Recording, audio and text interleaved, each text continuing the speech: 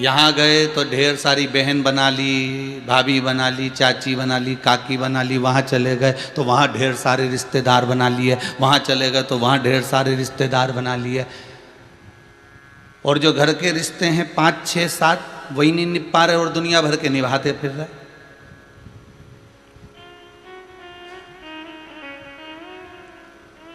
रिश्ते कम बनाओ पर उनको निभाओ ज्यादा। ज्यादा रिश्ते हो जाएंगे तो निभा नहीं पाओगे। उसी तरह हमें परमात्मा को रिझाना है तो एक साधे सब सधे। हमें ढेरों में नहीं जाना, हमें बहुत सारों में नहीं पहुंचना।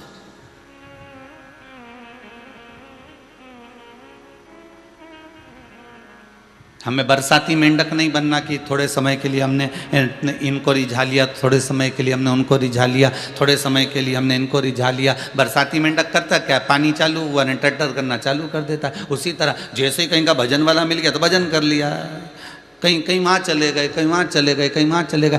जगत में हमको नहीं टूटना। रिश्ते कम बनाओ पर उनको निभाओ ज़्यादा। उसी तरह हमें 10 जगह पर 10 रिश्तेदारी नहीं बनाना कि हमने इधर बहन बना लिया, उधर कुटुंब बना लिया, उधर चाची, उधर भाभी, उधर मामी, ढेर सारे मामा इकट्ठे कर लिए, ढेर सारी मौसी इकट्ठी कर ली, ढेर सारे रिश्तेदार इकट्ठे कर लिए। अब इकट्ठे तो हो गए पर निभा रहे हो क्या तुम उतने?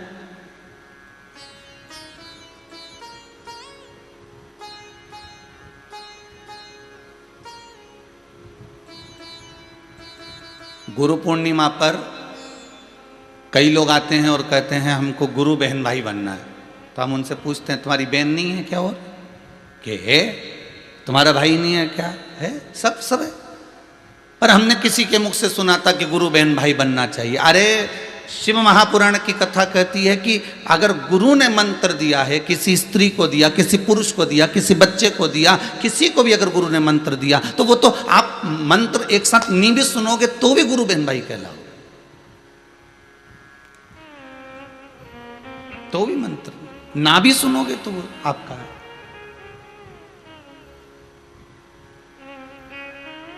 जितना निभ जाए उतना करिए। शिव महापुराण की कथा कहती है आप जितना भजन दिल से कर सकते हो, भोलेनाथ जी से जितना स्मरण आप मन से कर सकते हो उतना करिए। दिखावे से नहीं। मैंने बहुत सारा तिलक लगा लिया चंदन का। कई लोग उज्जैन जाते हैं महाकाल तो वहाँ पर जाके ऐसे बन जाते हैं कि मंदिर में जाते से पंडित जी को बुला के मारा चढ़ा लपेट जरा, और वो छापा भी लगा तो त्रिशूल वाला, डमरू वाला, और वो तिलक छापा लगा के और चंदन लगा के और बढ़िया चकाचक, और जरा हाथ में बहुत सारी मोली गंठा बांध दो। तो उनने भी महाराज जी ने खूब जोरदार बांध दिया और बचा कुचा था तो फेविक्विक से चिपका भी दिया। लो अब खुलेगा ही नहीं, बहुत भयंकर चिपका दम से चिपकाया।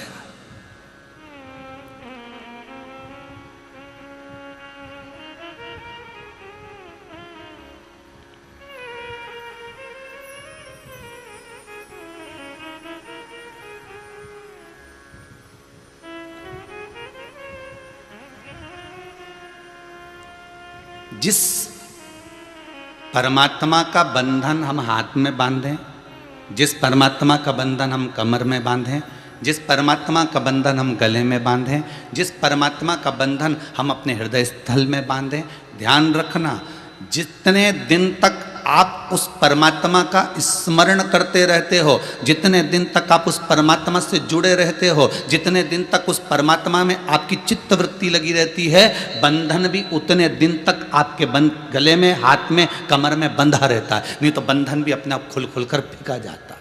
उसको फेविक्विक से चिपकाने की जरूरत नहीं पड़ती। फेविक्विक से तो तुमने इसलिए चिपकाया कि जगत को दिखाना था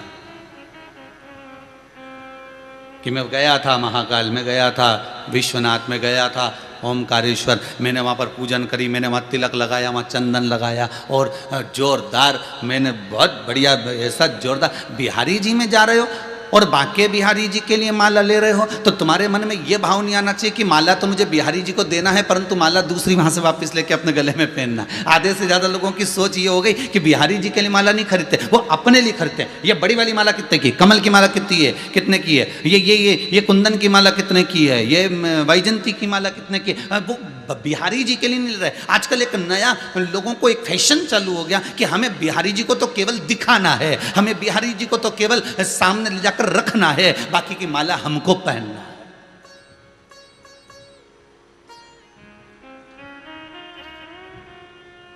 आपका समर्पण वो नहीं रहा।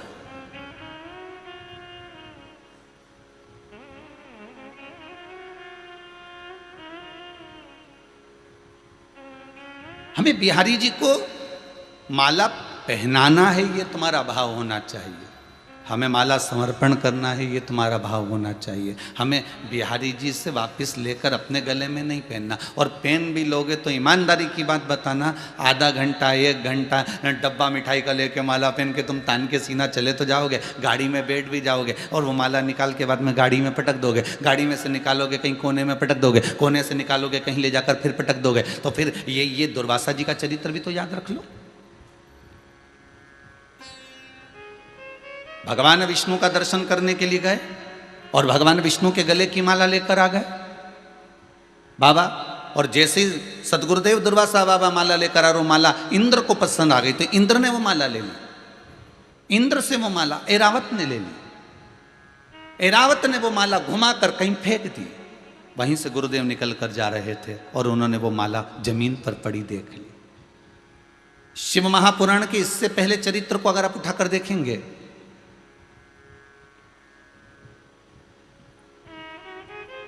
तो उसमें आपको वर्णन किया था कि भगवान की बेलपत्री, भगवान का प्रसाद अगर पलंग पर रखा है तो दोषपूर्ण है।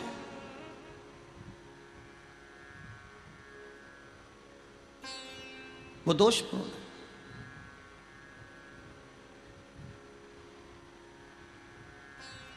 अब बाबा ने पूछ लिया, इंद्र मैंने माला आपको दी थी, वो माला कहाँ है? इंद्र कहते मैंने तो ऐरावत को दे दी थी। ऐरावत से पूछा वो कहाँ है? मैंने तो अपनी मस्ती में फेंक दी, पांव के नीचे आ रही है।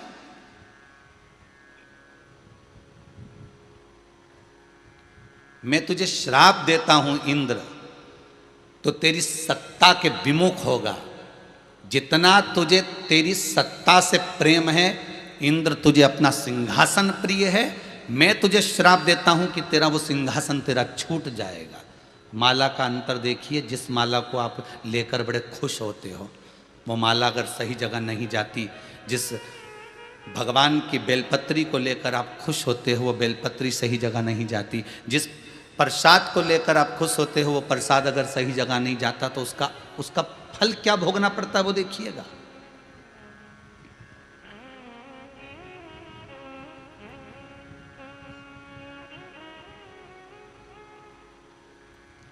एक कथा आपको सुनाते हैं, वो कथा नहीं है, हमारे जीवन का प्रत्यक्ष उदाहरण है। प्रत्यक्ष उदाहरण।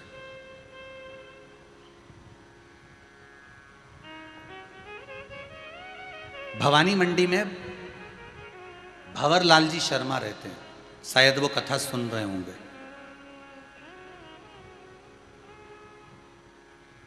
वो कथा सुन रहे होंगे, ये मुझे विश्वास है।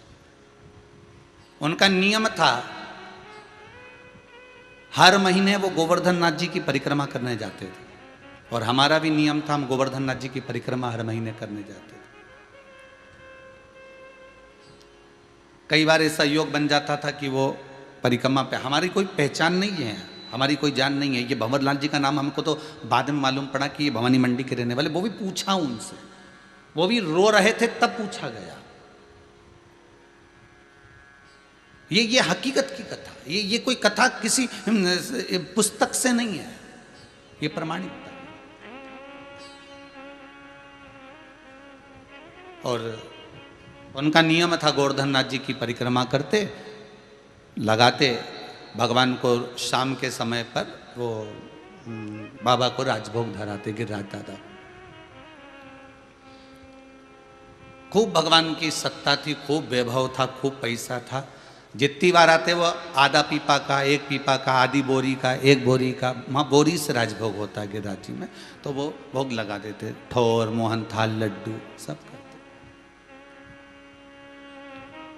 अब धीरे धीरे बहुत उनका वैभव, बहुत पैसा था भंवरलाल जी के यहाँ, काम भी अच्छा था उनका, शायद पत्थर वत्थर का कोई काम था तो अच्छा। 6 महीना 8 महीना लगातार परिक्रमा उन्हें हर महीने करी। हम भी जाते रहे परिक्रमा, हमने भी घनी करी। तो धीरे धीरे व्यापार उनका थोड़ा कम हुआ।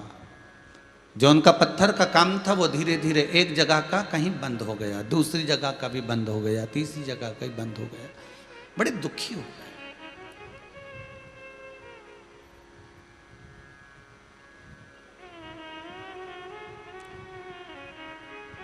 पूंछरी के लोटे के पहले मुकुट शिला थी। उस मुकुट शिला पर हम बैठे हुए थे और ये भैया निकल कर जा रहे थे और आज ये दोनों पति पत्नी की आंख में आंसू भरे हुए थे परिक्रमा करते करते। अब मुख से निकल गया, भैया आप कौन हो, क्यों रो रहे हो? और वो भी गिरिराज दादा की शरण में रो रहे हो। जब व्यक्ति भगवान की शरण में रहता है, भोलेनाथ की शरण में रहता है, ठाकुर की शरण में रहता है, मेरे कृष्ण की शरण में रहता है, मेरे गोवर्धननाथ जी की शरण में रहता है, मेरे राम की शरण में रहता है, तो उसकी आंख में तो आंसू आना ही नहीं चाहिए। फिर आप क्यों रो रहे हो? अरे महाराज, धोती तो पहने ही थे हम। तो कहा अरे महाराज, बहुत पहले की बात है, लगभग हो गए होंगे 8-10 साल, आज याद आई है तो बता दें। अरे महाराज बड़े दुखी हैं, क्या हो गया? हर महीने आते हैं, बाबा बहुत सुनता था, खूब वैभव था, परंतु अब कुछ बचा नहीं है। अब तो भगवान को हम भोग भी नहीं लगा पा रहा, वो स्थिति। फिर भी हम लगाते तो हैं, थोड़ा बहुत जो बन जाता। हमने कहा कुछ नहीं, गिरिराज बाबा से विनती करो, ऐसी दशा क्यों लाकर छोड़ दी? दुख दिया है आपने तो सुख भी तो आप दोगे। आप विनती करो बाबा से कि ऐसा समय क्यों लाए हो, ये समय आखिर किस लिए आया? महाराज विनती तो हम हर बार आते हैं, हर बार करके जाते हैं। पहले परिवार समेत आते थे, अब तो दोनों आ रहे हैं, ठीक है। हाँ हमने देखा है आपको 2-3 बार, आप 2-4 बार परिक्रमा में दिखे हैं, दूध चढ़ाते, भोग लगाते, पर ये दशा क्यों?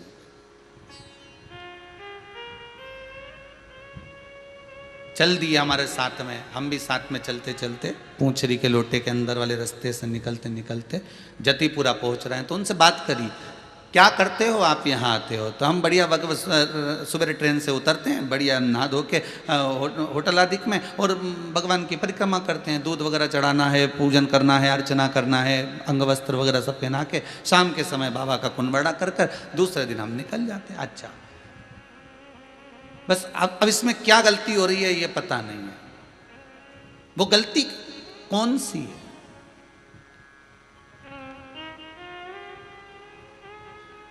स्कंद पुराण में एक चीज बहुत पहले पड़ी हुई थी, बेलपत्री हो, प्रसाद हो, माला हो, इसका जब अपमान होता है तो व्यक्ति को रोना पड़ता है। ये स्कंद पुराण कहते हैं।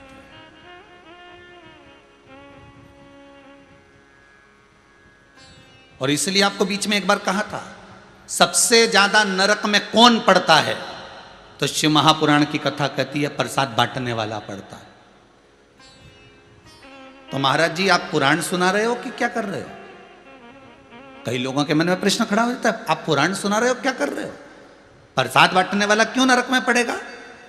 भाई भविष्य पुराण के अंतर्गत लिखा हुआ है, स्कंद पुराण में भी अंतर मिलता है, थोड़ा सा भाव मिलता है कि प्रसाद बांटने वाला नरक में क्यों पड़ता है। उसका कारण केवल एक है, प्रसाद बांटने वाला जब प्रसाद बांटने खड़ा होता है तो प्रसाद शादी में नहीं बंटता, प्रसाद किटी पार्टी में नहीं बंटता, प्रसाद कहीं ढाबे पर या होटल पर नहीं बंटता, प्रसाद धर्म की जगह पर बैठता है। कथा, सत्संग, भजन, कीर्तन, नाम जाप, सुंदरकांड, ये वो पूजन की जहां जगह होगी वहां प्रसाद बटेगा। धर्म की जगह पर जब प्रसाद बट रहा है और आप प्रसाद बांटने खड़े हुए हो, आपका वाला आया तो आपने हाथ को इतना फैला लिया, और पराया आया तो हाथ को अपने छोटा कर लिया। अपने वाले को देखकर जो व्यक्ति धर्म की जगह पर खड़े होकर अन्याय कर जाता है, कपट कर जाता है, छल कर जाता है, बेईमानी और प्रपंच कर जाता है, मात्र प्रसाद दूसरे का, और उसमें भी तुम बांटने में छल कर रहे। अपना वाला आया तो तू 2 पेड़ा ले ले, और पराया आया तो तुम आधा ले लो, 1 ले लो। उस व्यक्ति को जिंदगी में रोना पड़ता है, नरक उसको भोगना पड़ता है।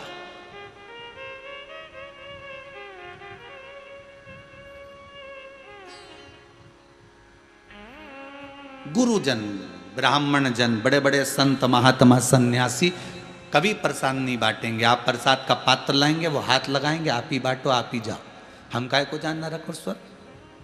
संत साधु सन्यासी तपस्वी साधक उपासक कभी प्रसाद नहीं बांटते। वो तो पात्र लाओगे, हाथ को लगाएंगे और कह देंगे आप लोग बांट लीजिए, आप बांटो आपस में, हम नहीं बांटेंगे। हाँ, कोई फल रखा हुआ है, आखा की आखा तो उठाकर दे देंगे, जितने लोग होंगे उनको ले जाओ, ये केला ले जाओ, ये सेव फल ले जाओ, सबको दे, पर वो प्रसाद बांट।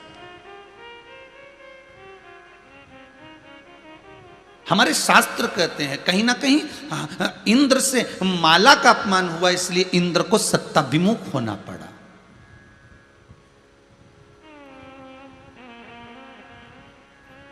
कहीं बेलपत्री का अपमान हो गया तो धन और वैभव से विमुख होना पड़ा। कहीं तुलसी का अपमान, कहीं चरणामृत का अपमान, कहीं कोई प्रसाद हमें मिला, हमने उसका अपमान। तो हमने बाती बात में उनसे कहा कि हमने कहीं पढ़ा है कि प्रसाद का अपमान यदि होता है या भगवान की जो चढ़ी हुई वस्तु है उसको आपको दिया गया और आपने उसका सम्मान नहीं करा तो आपको थोड़ा तो भोगना पड़ेगा। जब इंद्र अपनी सत्ता छोड़ सकता है, इंद्र की सत्ता पर दूसरा बैठ सकता है मात्र एक माला के अपमान पर। मात्र एक माला के अपमान पर इंद्र को अपनी सत्ता छोड़ना पड़ती है। तो क्या अपने को नहीं भोगना पड़ेगा? नहीं गुरुजी, हमने तो भगवान को भोग लगाते हैं और भोग लगाने के बाद हम सारा प्रसाद घर ले जाते हैं, हम तो कोई अपमान करते ही नहीं। ठीक है, आप अपमान नहीं करते प्रसाद का? नहीं। घर ले जाके क्या करते हो? हम तो सारे रिश्तेदार को बांट देते हैं। अच्छा, और प्रसाद कितने दिन तक चलता है तुम्हारे घर पर? वो तो डब्बे में रखा रहता है फ्रिज के अंदर। अच्छा, फिर कितने दिन तक रखा? कभी कभी तो 2-3 महीने तक हो जाता है। फिर 2 महीने पुराना प्रसाद तुम्हारी बहुएं खाती हैं क्या? तुम्हारा बेटा खाता है क्या? तुम खाते हो क्या? तुम्हारी पत्नी खाती है क्या? नहीं। बाद में क्या होता है उस प्रसाद का? उसको फिर कोई नहीं खाता तो हम, हमारे यहाँ बर्तन मांजने वाली आती है ना, वो झाड़ू वाली आती है, हम उसको दे देते। अच्छा, आज की बर्तन वाली, आज की झाड़ू वाली इतनी होशियार है कि ये सड़ा हुआ कोई, वो तो ये समझ, उसको प्रसाद का भान नहीं है, उसको प्रसाद का ज्ञान नहीं है। वो नहीं जानती कि ये प्रसाद ठोर है, कि ये गिरिराज जी का प्रसाद है, कि ये तिरुपति का प्रसाद है, कि ये भोलेनाथ जी का प्रसाद है, कि ये सत्यनारायण भगवान का प्रसाद है, कि ये कुबेर भंडारी का प्रसाद। उसको नहीं मालूम, उसको तो मतलब है केवल मिठाई से। उसने तो देखा कि इसमें घी की गंध आने लगी, उसने तो देख लिया इसमें घी की गंध आ रही है, तो उसने तो उठाया और ले जाते कहीं पटक गई। उसने तो माला तो इंद्र को दी थी, इंद्र ने ऐरावत को दी, ऐरावत ने नीचे पटकी। दुर्वासा बाबा को अगर श्राप देना था तो उस ऐरावत हाथी को देना था, फिर इंद्र क्यों को लगा? क्योंकि प्रसाद वो लेकर आया था। श्राप उस इंद्र को क्यों लगा? क्योंकि वो लेकर आया था, वो मांग कर लाया था। इसमें ऐरावत हाथी का दोष नहीं है, इसमें ये कामवाली का दोष नहीं है, इसमें नौकरानी का दोष, सेविका का दोष नहीं है। दोष आपका है। या तो आपको जितना खाना था उतना लेकर जाना था और उतना भोग करना था, आपने कहीं फ्रिज में रख दिया होगा, आखिरी में वो सड़ता रहा, तड़ता रहा। प्रसाद का मतलब आप लोग जानते होंगे, प्रसाद का मतलब होता है प्रभु का साक्षात दर्शन। प्रसाद, प्रभु जिसमें सदा विराजमान है। हम प्रसाद क्यों लेकर आते हैं? कि हम जिस तीर्थ का दर्शन करने गए हैं, परमात्मा हमारे साथ थोड़े दिन के लिए हमारे घर में रहे। परमात्मा हमारे साथ थोड़े दिन में घर में रहे। प्रसाद का मतलब ये है।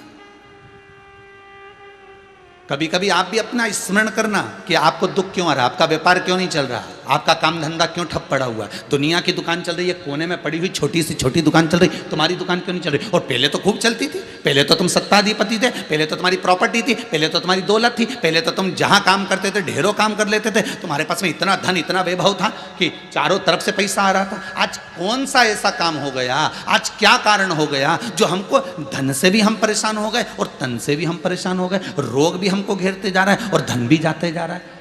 घर में 4 सदस्य हैं, चारों दुखी हैं, कोई बड़ी बीमारी हमारे यहाँ घेरती चली जा रही है। उसका कारण प्रसाद तुम्हारे यहाँ आया होगा, उस प्रसाद का अपमान जरूर हुआ होगा, उसको निकालना, सोचना, एकांत में बैठना और विचार करना। हमने भंवरलाल जी का नाम नहीं जानते थे, हमने उनसे कहा जरूर आपके यहाँ कोई ना कोई कुछ ना कुछ अपमान हुआ है। हमने पढ़ा है कहीं कि प्रसाद का अपमान परमात्मा सहन नहीं कर पाता।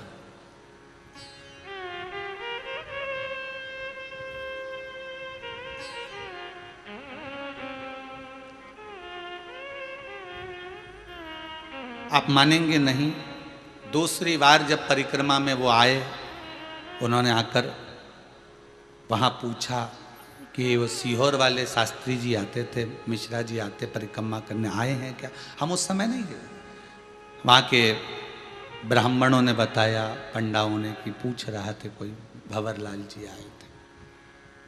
एक बार नहीं मिले, 2-3 महीना फिर एक बार मिलना हो गया दिवाली के समय पर। तो उन्होंने कहा गुरुदेव गलती मेरी पत्नी से और मुझसे हमसे हुई है। वो प्रसाद हम रख देते थे फ्रिज में और वो प्रसाद बाद में इधर उधर फेंक दिया जाता था, गलती हो गई। उसकी क्षमा क्या है? उसके लिए सॉरी संबोधन क्या है?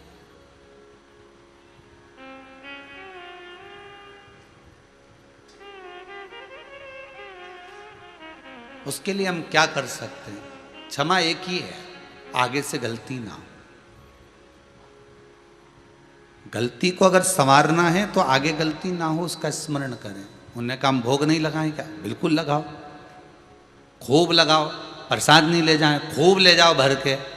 पर जिसको प्रसाद दो तो डब्बे के ऊपर एक स्लिप लगा कर दे देना कि ये प्रसाद तुमको। जैसे मिठाई वाले बंगाली मिठाई देते हैं, मिठाई वाले दूध की मिठाई देते हैं, तो उस पर एक स्लिप लगा देते हैं, इसको 24 घंटे में यूज़ करो, 24 घंटे में निपटा जाओ, नहीं तो ये बेकार हो जाएगी और हमारी दुकान की जवाबदारी नहीं होगी। बोला सही है कि गलत है? बड़ी बड़ी दुकानों पर अगर आप मावे की मिठाई ला रहे हो, आप अगर बड़ी बड़ी दुकानों से दूध की मिठाई ला रहे हो, बंगाली कोई पीस ला रहे हो, बंगाली कोई मिठाई लेकर आ रहे हो, कोई अच्छी चीज लेकर आ रहे हो, तो उस पर डब्बे पर लिख दिया जाता है 24 घंटे में प्रयोग कर लेना, 24 घंटे के बाद हमारी गारंटी नहीं है। उसी तरह प्रसाद को देते समय तुम क्यों नहीं कहते कि ये तुम्हें अभी इतना समय तक खाना है? हम तो इस व्यासपीठ से बार बार तुमको कह देते हैं कि बेलपत्री अगर खाना है तो रात्रि होने से पहले खा लेना। इस व्यासपीठ से जो नियम है वो पूरे पूरे बताए जाते हैं कि बेलपत्री खाना है, आप रात्रि के पहले पहले खा लो। रखना नहीं, बेलपत्री जो औषधि के लिए दें उसको रात को नहीं रखना। और आपने कई बार कथाओं में सुना भी होगा ये बात, हमने बार बार कही है, बारंबार कही। उस प्रसाद के महत्व को जाने। कहीं तो हमसे गलती हो रही है। आप आए नहीं, सुबह हो गई, मेरी पूजा की थाली धरी की धरी रह। क्यों नहीं आ रहे? क्यों नहीं? तेरी पूजन को भगवान बना मन मंदिर आलीशान। हमने घर में बहुत बड़ा मंदिर बनाया, बहुत बड़ा मंदिर आपने घर के अंदर बनाया, भगवान को बिठाया। अभी भगवान कभी नहीं कहता कि तुम घर में मंदिर बनाओ। कभी आया भगवान कहने के लिए? नहीं। तुम्हारे यहाँ आया हो, जितने आस्था चैनल पे कथा सुन रहे हो ना, और जितने फेसबुक यूट्यूब पर सुन रहे हो, तुम्हारे यहाँ आकर कभी भगवान ने कहा कि मेरे लिए तुम घर में मंदिर बनाओ, बंगला बनाओ तो पहले मेरा मंदिर बनाओ? भगवान ने ये बात कही क्या? नहीं। ये तो हमारे भीतर का भाव है कि अपन ने अच्छा बढ़िया कमरा बनाया है, मकान बनाया है, तो क्यों ना अपन एक भगवान का मंदिर बना ले। छोटा भगवान को तो कहीं ना कहीं तो विराजमान करना पड़ेगा। तो अपन ने लकड़ी का मंदिर लिया, मार्बल का मंदिर लिया, पत्थर का मंदिर लिया, तो अपन ने घर में उसको फिट कर दिया।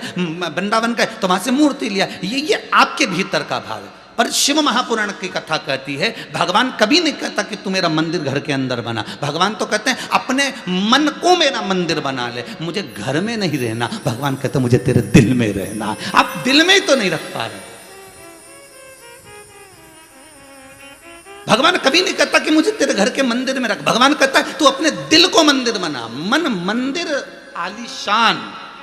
इस मन को मंदिर जब बना लेगा, इस मन को तू बड़ा बना लेगा, इस मन को तो तू जब बड़ा उच्च बना लेगा अपने विचारों से, अपनी सोच से, अपनी वृत्ति से, अपने अहंकार के त्याग से, तो भगवान कहते हैं तेरे मन में, तेरे दिल में मैं आकर बैठ गया, तो फिर मंदिर बनाने की जरूरत पड़ेगी क्या? अरे बोलो तो, फिर मंदिर की क्या जरूरत है? फिर घर के अंदर मंदिर बनाओगे? नहीं, हृदय में अगर भगवान बैठ गया, संत नामदेव जी, संत तुकाराम जी, रामकृष्ण परमहंस जी, चैतन्य महाप्रभु जी, श्रीमद वल्लभाचार्य जी, और जाओ तो मीराबाई, कर्माबाई, इन सबको बहुत प्रेम से ध्यान लगा कर देखना, इन्होंने कोई मंदिर का निर्माण अपने घर में नहीं किया, इनने तो दिल को मंदिर बना लिया। नामदेव जी ने दिल में पांडुरंगा हरि विठल को बिठा लिया, उन्होंने रामकृष्ण परमहंस ने जगदम्बा को बिठा लिया, चैतन्य महाप्रभु ने स्वयं जगन्नाथ को बिठा लिया। ये तुम्हारे भीतर परमात्मा बैठा हुआ, तुम्हारे भीतर।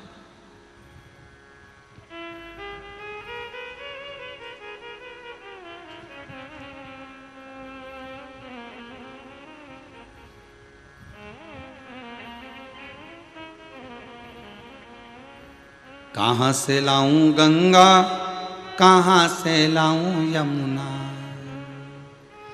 कहाँ से लाऊं सरयू, अपार पड़ी रे, ओ भोले तेरी सेवा हमसे ना बनी रे, भोले तेरी सेवा हमसे ना बनी रे। पूजा की थाली हम लिए खड़े रे, पूजा की थाली हम लिए खड़े रे, ओ पूजा की थाली हम लिए खड़े रे, पूजा की थाली हम लिए खड़े हैं। ओ भोले तेरी सेवा हमसे ना बनी रे, भोले तेरी सेवा हमसे ना बनी रे, भोले तेरी सेवा हमसे ना बनी रे, भोले तेरी सेवा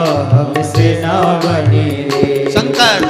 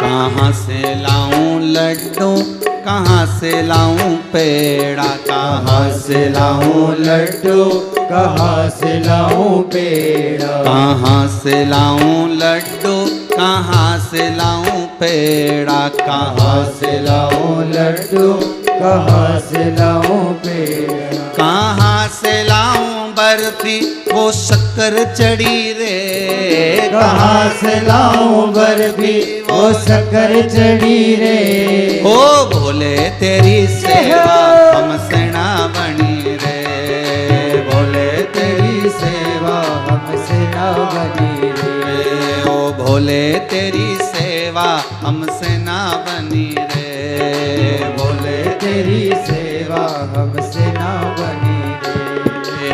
पूजा की थाली हम लिए खड़े रे, पूजा की थाली हम लिए खड़े रे, ओ भोले तेरे दर पे हम कब से खड़े रे, भोले तेरे दर पे हम कब से खड़े रे, सेवा हमसे ना बनी रे, भोले तेरी सेवा हमसे ना बनी रे, भोले तेरी सेवा हमसे ना बनी रे, भोले तेरी सेवा हमसे ना बनी रे।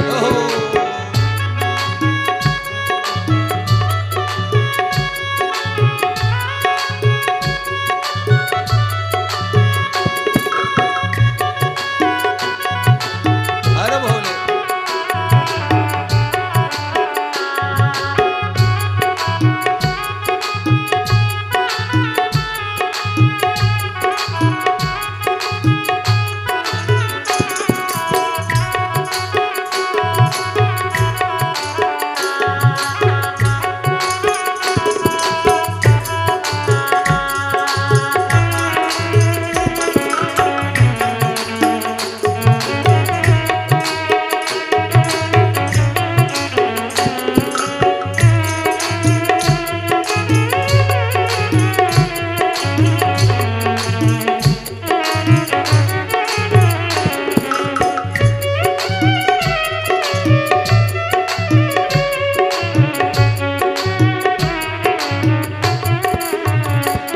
कहाँ से लाऊं चंदा, कहाँ से लाऊं सूरज, कहाँ से लाऊं चंदा कहाँ से लाऊं सूरज, कहाँ से लाऊं चंदा, कहाँ से लाऊं सूरज, कहाँ से लाऊं चंदा कहाँ से लाऊं सूरज, कहाँ से लाऊं तारे आकाश जड़े रे, कहाँ से लाऊं तारे आकाश जड़े रे। ओ भोले तेरी सेवा हमसे ना बनी रे, भोले तेरी सेवा हमसे ना बनी रे, भोले तेरी सेवा हमसे ना बनी रे, भोले तेरी सेवा हमसे ना बनी रे। ओ पूजा की थाली हम लिए खड़े रे, पूजा के ताले हम लिए खड़े रे, ए भोले तेरे दर पे हम कब से खड़े रे, भोले तेरे दर पे हम कब से खड़े रे। ओ भोले तेरी सेवा हमसे ना बनी रे, भोले तेरी सेवा हमसे ना बनी रे, ओ भोले तेरी सेवा हमसे ना बनी रे, ओ भोले तेरी सेवा हमसे ना बनी रे। भगवान शिव हो, राम हो, कृष्ण हो, भवानी हो, तुम जिसकी पूजन कर रहे हो उसकी सेवा करो, मना नहीं है, पर ये जरूर विचार रखना कि हमसे कोई गलती तो नहीं हो रही।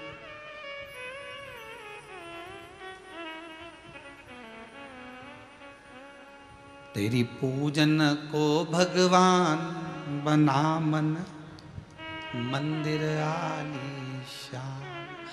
घर में आप मंदिर बनाए ना बनाए ये आपके ऊपर है, पर मन को मंदिर जरूर बनाना। भगवान को दिल में बिठा लिया ना, फिर उसको बाहर निकालना मुश्किल हो जाएगा।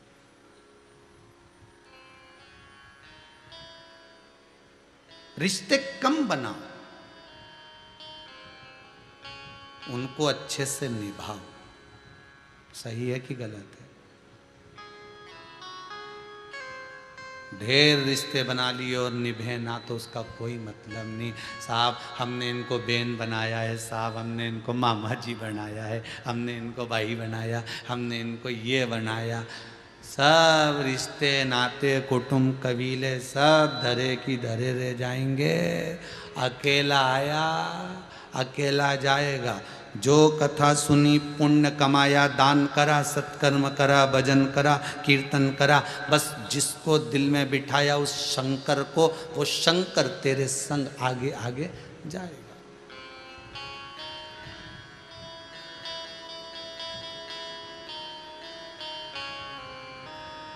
उसके सिवा कौन?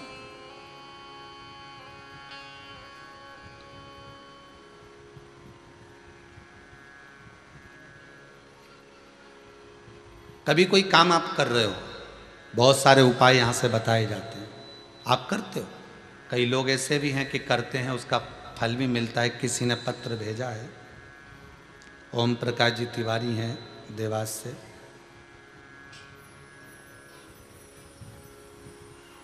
मुख में तकलीफ हो गई थी, जांच कराने पर कैंसर आया था, उसका ऑपरेशन भी करवाया, पर कुबेर भंडारी की कृपा ऐसी रही कि बाबा ने स्वस्थ कर दिया। यही बाबा की कृपा है, यही बाबा की कृपा। उसको दिल से मत बिसरा। हम थोड़े दिन भगवान राम की पूजन करते हैं, जब दुख की घड़ी आ जाती है, उनसे विनती करी नहीं हुआ तो हम कृष्ण की ओर बढ़ जाते हैं, कृष्ण से विनती करी उनसे नहीं हुआ, भवानी की ओर बढ़ जाते हैं, भवानी से कहा नहीं हुआ, शिव की ओर बढ़ जाते हैं, शंकर से नहीं हुआ तो कहीं फिर और अन्य धर्म में पहुंच जाते हैं। कई लोगों की आदत है। 10 रिश्ते मत बनाओ, एक रिश्ता शंकर से ऐसा बना लो कि तारेगा भी यही और मारेगा भी यही। अगर दुख इसने दिया है तो काटेगा भी यही।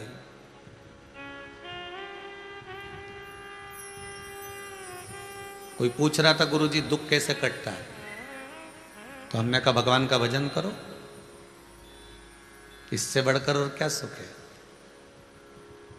3 चरणारविंद और एक जगह जाकर अपनी गलती को बोल देने पर दुख कट जाता है। पहला माता, पिता और गुरु। जो जो करा है ना तुमने, वो एक बार माता के पास में जाकर कह दो, पिता के पास जाकर कह दो और गुरु के पास जाकर कह दो, बहुत जल्दी कटेगा। एक स्थान बताया है भविष्य पुराण में कि वहां जाकर शीश नवाते रहो। कहाँ? तो के परमात्मा के दर पर, शिव के द्वार।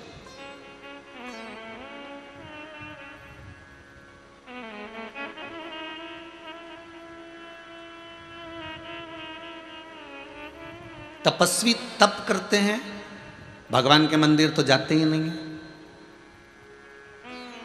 साधु तप करते हैं, भगवान के मंदिर नहीं जाते।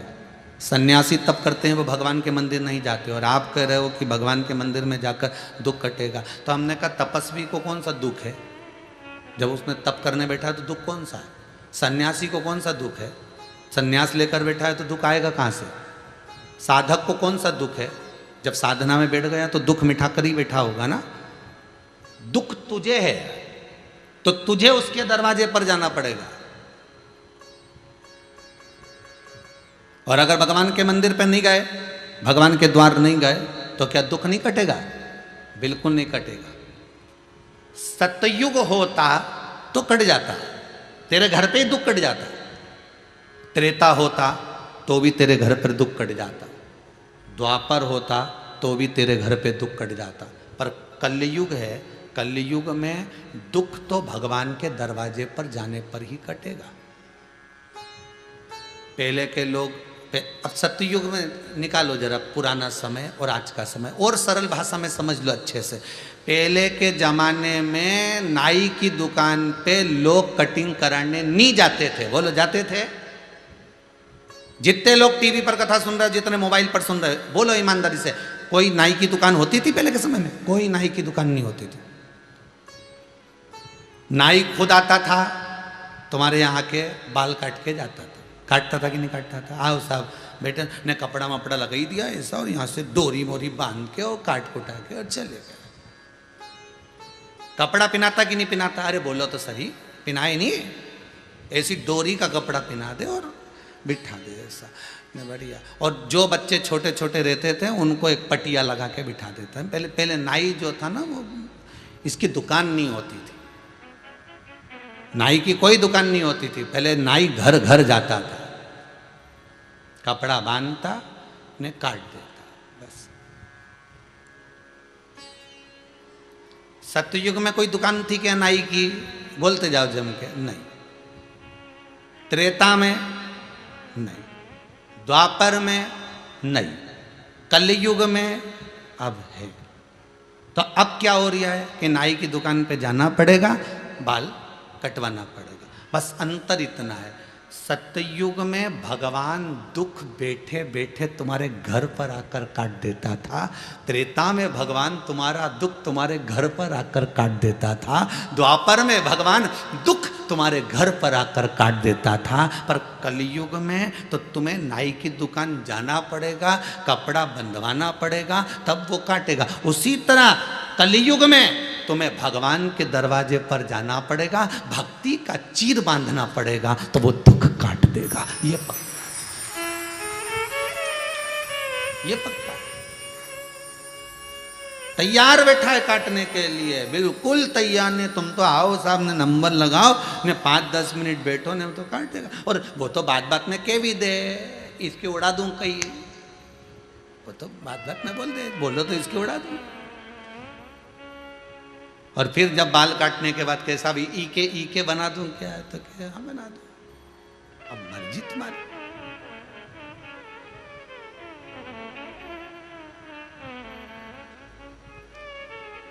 सतयुग में लोग भजन करते थे, तब साधना करते थे, स्मरण करते थे, इसलिए भगवान गरुण चढ़कर आता था और दुख काटकर चले जाता था। त्रेता में लोग आते, भजन करते, कीर्तन करते, भगवान उनका दुख काट देता। द्वापर में भगवान का स्मरण करते, भगवान दुख काट देता। वो भीष्म पितामह तो बाणों की सैया पे पड़े थे, ये द्वापर की कथा है। बाणों की सैया पर भीष्म पितामह खड़े और भगवान उनका दुख काटने उनके पास चले गए, ये द्वापर है। शबरी जंगल में पड़ी है, शबरी अम्बा जंगल में रह रही है, वन में रह रही है, और भगवान उसका दुख काटने के लिए वन में चले गए। बोलो देखो जरा, है दुकान देखिए जरा कितनी जोरदार, लेके पहुंच गए वहां दुख काटने के लिए, वहां दुख काटने गए। कितना दुख।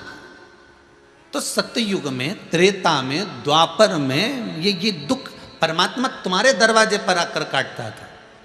पर केवल कलयुग, और उस कलयुग में एक है भगवान का द्वार, प्रभु तेरा द्वार न छूटे रे, छूट जाए संसार, प्रभु तेरा द्वार न छूटे रे। संगी छूटे साथी छूटे सब कोई छूटे रे, छूट जाए परिवार, प्रभु तेरा द्वार न छूटे, तू ना छूटे।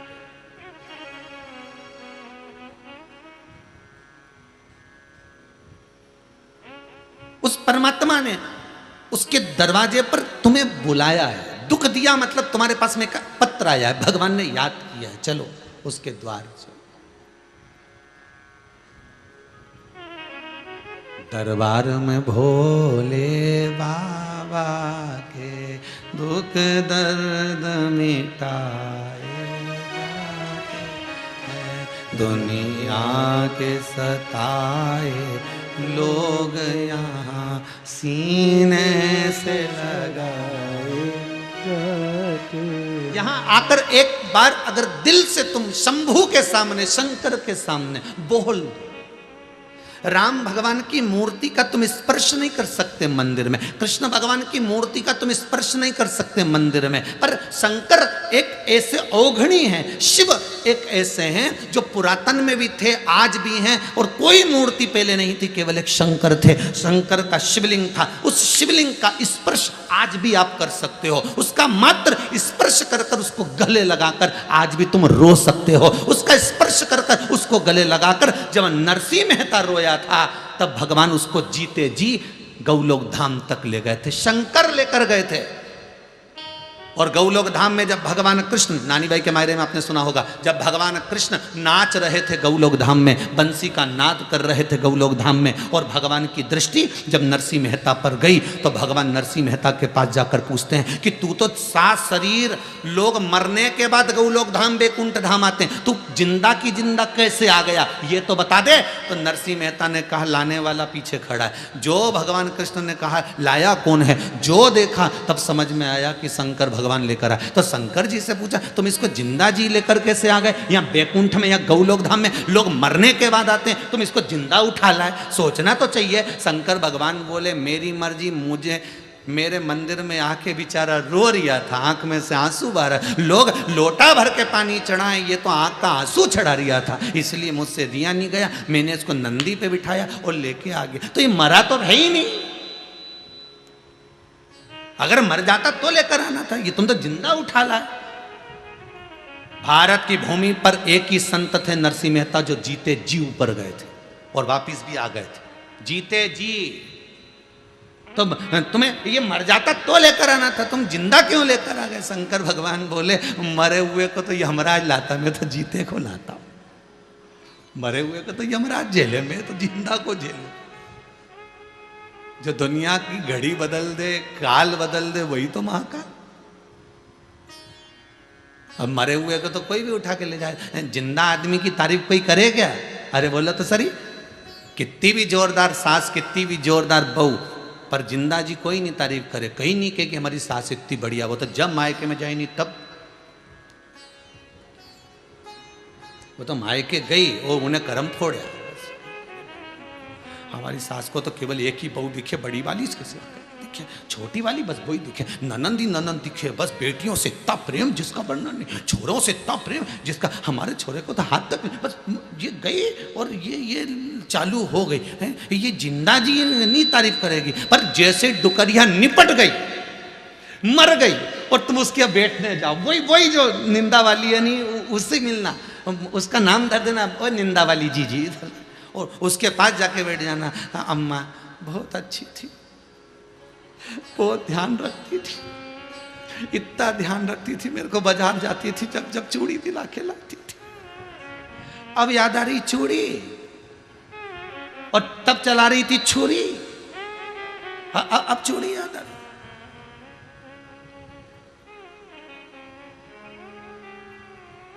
शंकर जी बोले मरने के बाद तो लोग उठा के ले जाते हैं, तारीफ करते करते जाते हैं। बहुत अच्छा व्यक्ति था, बेचारा चले गया, बहुत जल्दी चले गए साहब, थोड़ा रुकना था, वो थोड़ा रुकना था। तो कह देता यमराज से फोन लगा के कि हमें उठा ले जा, इसकी जगह रुकना था। तो यमराज से बात करनी है, यहीं इनसे कहीं करे बात, नहीं इनसे बात करने तो फायदा कौन सा, कि साहब थोड़ा रुकना था, है ठीक है।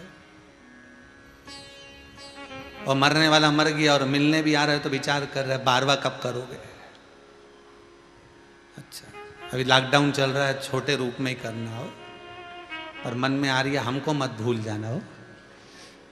क्या क्या बनाओगे साहब, खोपरा पाक, गुलाब जामुन, नहीं अम्मा जी के रबड़ी बड़ी जोरदार लगती थी, कचौड़ी, रबड़ी, दही, हाँ वो तो हमने लिख लिया, अम्मा को जो जो प्रिय लगते थे वो तो हम सब खिला। और ऐसा यमराज कह दे कि अम्मा को जो जो प्रिय लगते थे, जैसे तुम कहो नहीं अम्मा को दही बड़ा प्रिय लगता था तो तुमने बनाया, ऐसे यमराज कह दे अम्मा को जो जो प्रिय थे उठा लाओ।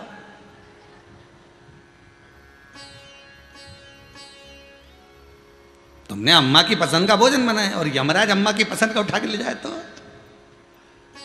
फिर क्या हो। फिर वो वही वाली बात, एक पति की पत्नी की नौकरी लग गई दिल्ली में, उसका नाम था अनीता, ठीक है, और दिल्ली में उसकी जॉब लग गई। एक और पति था, उसकी पत्नी का नाम भी अनीता था।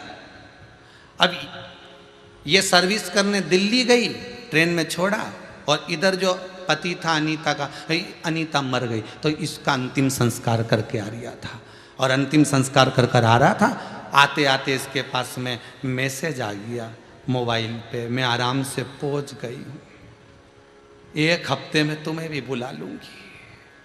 ये जो अंतिम संस्कार करके आ रहा था चक्कर खा के नीचे गिर गया।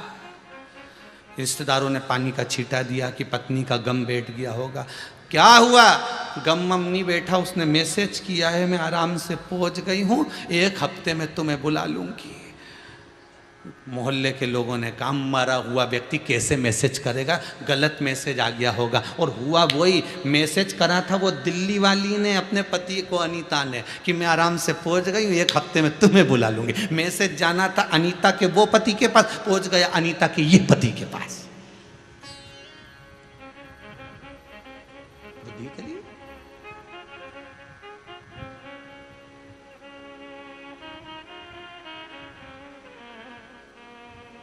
तुम जिंदा जी लेकर आ गई, ये कोई अच्छी बात है?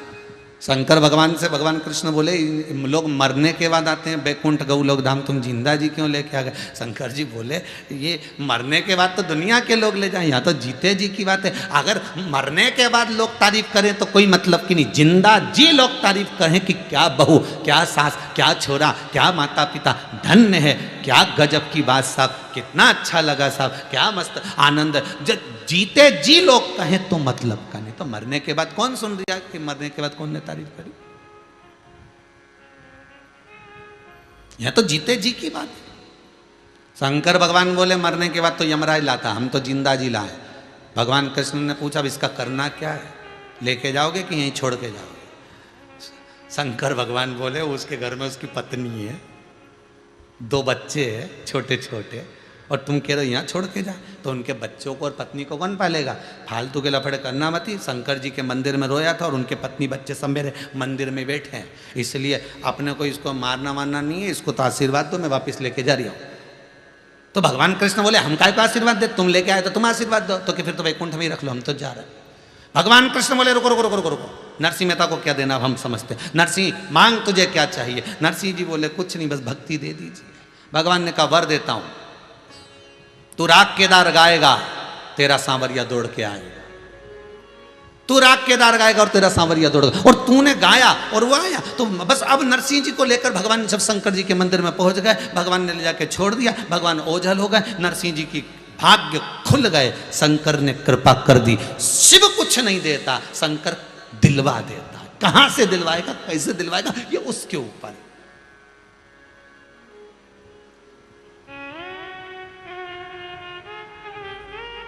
जब शिव दिलवा दे,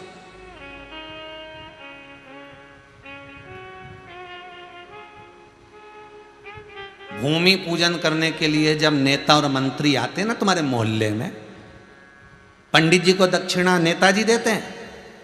अरे बोलो तो जम के नहीं, दूसरे से दिलवा देते। देव ने जरा 500 रुपया दे, पंडित जी के देना है। तिलक हुआ मंत्री जी का, नेताजी का, और 500 रुपये कौन दे रहा? बेचारा पास में जो खड़ा, कहीं का छोटा मोटा बेचारा, उसने निकाल के लो साहब, क्योंकि उसको तो शान दिखाना है, क्योंकि इनसे जुड़े रहना, तो उसने 500 रुपये दिए, लो साहब दे दो। उसी तरह शंकर दिलवार, शंकर भगवान कृष्ण से कहते तुम दो हम तुम्हारी भक्ति करते, राम जी तुम दो हम तुम्हारी भक्ति करते, दो। शिव का भजन करोगे तो राम और कृष्ण प्रसन्न होंगे, और राम और कृष्ण का भजन करोगे तो शिव प्रसन्न होंगे। यह नियम ही दूसरा है, नियम ही दूसरा। कभी कभी लाइट गड़बड़ करे तो समझ लेना अर्थिंग गड़बड़ हो रही है। लाइट तो है सबके यहाँ जल रही है, हमारे यहाँ भी करंट तो ही दिया है, नहीं इन्हें वो पेचकस क्या लगा है, वो स्टार्टर वगैरह का लगा है, वो लगा के देख लिया, पर करंट तो आ रहा है, पर आ तो रही है, पर पंखा तो चल ही नहीं रहा, वो अर्थिंग गड़बड़ हो रही है। अर्थिंग नहीं है, वो 3 तार में 2 तार सही है, नहीं 1 तार गड़बड़ हो रही है तो नहीं चले। बस ये 3 ही तार है, ब्रह्मा विष्णु और महेश, इसमें से एक भी गड़बड़ हो गया नहीं तो लाइट नहीं चले। इसलिए इन तीनों को साधना पड़ेगा। इसलिए जब भगवान शिव का अभिषेक होता है तो कलश को, उस जल की झारी को ऊपर रखते और उस पर 3 टेकी रहती है, ब्रह्मा विष्णु महेश, उस पर कलश में से एक एक बूंद नीचे गिरे। तो ये दर्शाता है कि ये तीनों का एक सूत्र है शंकर, ये तीनों एक हैं, ब्रह्मा विष्णु महेश। दुनिया के लोगों ने भेद कर दिया, हम राम वाले, हम कृष्ण वाले, हम इसके हम उसके, ये तुमने भेद करा। पर सबसे पहले अगर सृष्टि खंड बना, पूरा शास्त्र उठा कर देख लो, कोई मूर्ति नहीं थी, कोई नहीं था, सबसे पहले था तो केवल शंकर अकेला था, क्योंकि तीनों का स्वरूप एक ही है, वो शिवलिंग में समाया हुआ है, तीनों एक।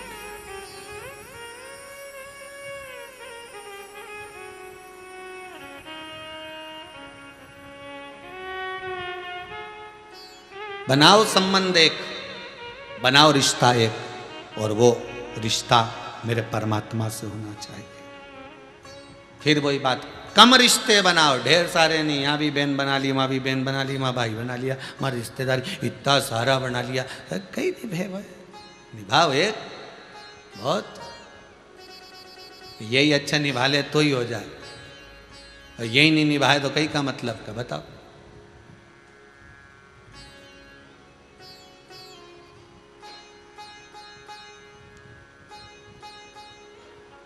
यही नहीं निभे तो क्या मतलब का फिर जीवन। भाई भाई का रिश्ता काहे के लिए होता है, जम के बोलिए। जितने लोग आस्था टीवी चैनल पर कथा सुन रहे हैं, हृदय पर हाथ रखकर बोलना कि भाई भाई का रिश्ता क्यों होता है, किस लिए भगवान ने भाई बनाया, क्यों कहते हैं ये मेरा सगा भाई है। भाई भाई का रिश्ता किस लिए दिया परमात्मा ने, देता ही नहीं परमात्मा। भाई भाई का रिश्ता किस लिए दिया जाता है। शिव महापुराण की कथा कहती है, माता पार्वती ने गणेश को समझाया, भाई भाई का रिश्ता विपत्ति को बांटने के लिए होता है, संपत्ति को नहीं। किसको बांटने के लिए होता है, विपत्ति को। दुख आए भाई आकर खड़ा हो जाए, कितनी भी लड़ाई हो झगड़ा हो, भले अदालत में केस चल रहा हो, एक दूसरे को तलवार की नोक पर रख रहे हो, भले युद्ध के मैदान में लड़ रहे हो, पर अगर भाई पर दुख आए तो भाई सामने आकर खड़ा हो जाए। माता के गर्भ से 2, 3, 4 बेटे इसलिए जन्म लेते हैं कि ये विपत्ति को बांटेंगे। संपत्ति तो बाद में बटना ही है, संपत्ति तो आज नहीं तो कल बटेगी, किसी को कम किसी को ज्यादा मिलेगी, और जिसको मिल गई कम उसने गम खाकर रख भी ली ना, तो मिलना बहुत कुछ है, कुछ अच्छा ही भगवान देगा।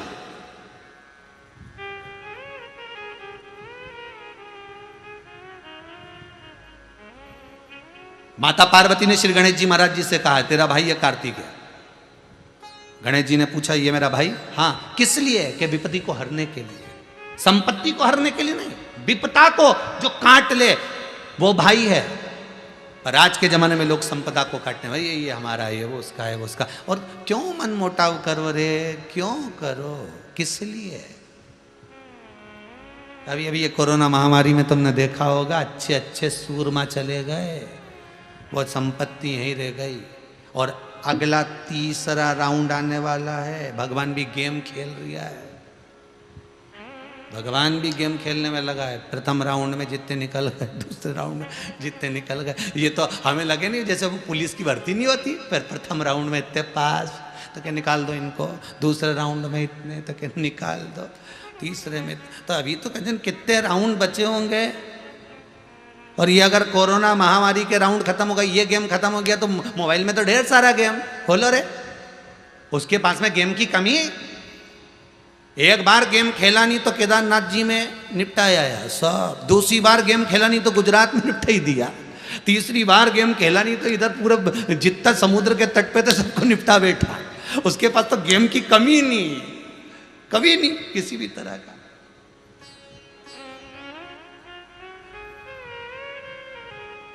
और कब कौन सा गेम खेल जाए, अभी अभी ये नया गेम खेल रही है कोरोना महामारी का।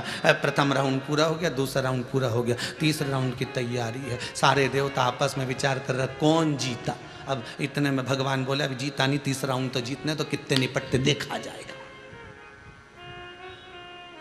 अपन सब गोटियां हैं, भगवान से प्रार्थना करना, दादा अच्छी जगह चलना, अच्छी जगह चल दी चाल तो फिर तो बच गए। बस वही बात है, अच्छी जगह सत्संग में चले गए तो बच गए। और जितने शंकर के भगत हैं, जितने जिन्होंने रुद्राक्ष महोत्सव का आनंद लिया, एक एक रुद्राक्ष जिनके घर में पहुंचा, उसके घर में एक नहीं मरा, शिव ने बचा लिया। शंकर आई विपदा, दुख आया, तकलीफ आई, कष्ट आया, रोग आया, कोरोना महामारी भी आई, पर बाबा ने बचा कर निकाल लिया।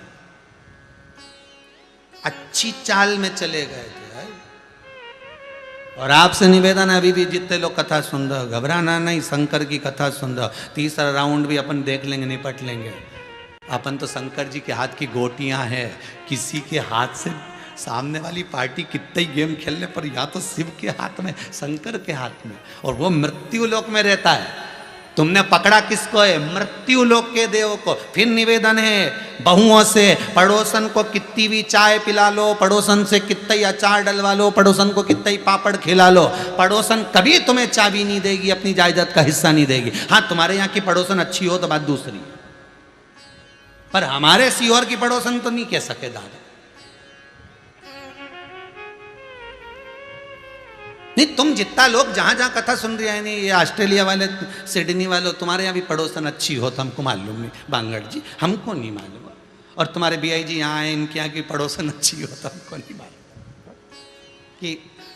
कि पड़ोसन को कितनी भी चाय पिला लो, पड़ोसन को कितना भी तुम अचार डाल दो, पड़ोसन को कितना भी तुम पांव पड़ लो, पड़ोसन को कितना भी तुम धोख लगा लो, क्या पड़ोसन तुम्हें जायदाद का हिस्सा देगी? क्या पड़ोसन तुमको चाबी देगी? नहीं। पर सास के भले पांव मत पड़ो, सास को भले तुम चाय मत दो, सास को भले तुम रोटी मत खिलाओ, सास को भले तुम नमन मत करो, तुम भले कहीं पर भी जाकर रो, इसके बाद भी सास मरेगी तो जायदाद का हिस्सा तुझे ही देगी, क्योंकि वो उसको प्रीता उसके पुत्र से है, किसको देने? उसी तरह शंकर, उसी तरह मेरा मृत्यु लोक का देव अधिदेव महादेव है। तुम चाहे किसी को भी भज लो, पर आखिरी में पाला तो शंकर से ही पड़ना है। किसी ने शंकर जी से पूछा तुम्हारे यहाँ तो कोई नहीं आता? शंकर जी बोले हम शमशान में रहते हैं, जब व्यक्ति एक बार आ जाता है तो दूसरी बार जाता भी नहीं है। जब एक बार अगर आ गया तो जाएगा कहां से? पहले पार्वती जी को भी बड़ा मन दुखता था, अपने तो कोई आता ही नहीं, अपने तो कोई आता ही नहीं। शंकर भगवान बोले चिंता मत कर, आएगा तो ऐसा आएगा, फिर जाएगा ही नहीं। और नहीं आया तो शंकर भगवान बोले वो भी चिंता मत कर, बांध के लिए आएंगे। और वही हुआ, बांध के ला रहे, ले चलो। क्या चित्तवृत्ति!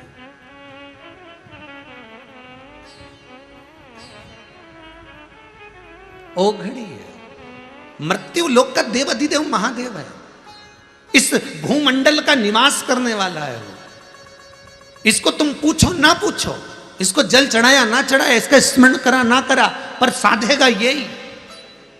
परिवार वाले आग लगा कर आ जाएंगे, अकेले रहोगे, अग्नि में जलते रहोगे। तुम देखना मुर्दे को, जल रहा है, अकेला पड़ा है, सब चले गए, घर पे जाके सब चाय पी रहा है, क्योंकि सबका सिर दुख रिया था रो रो के। दो चार लोग मोहल्ले के पूरी सब्जी ला दिया, खा भी लिए, बेचारा अकेला जल रही है।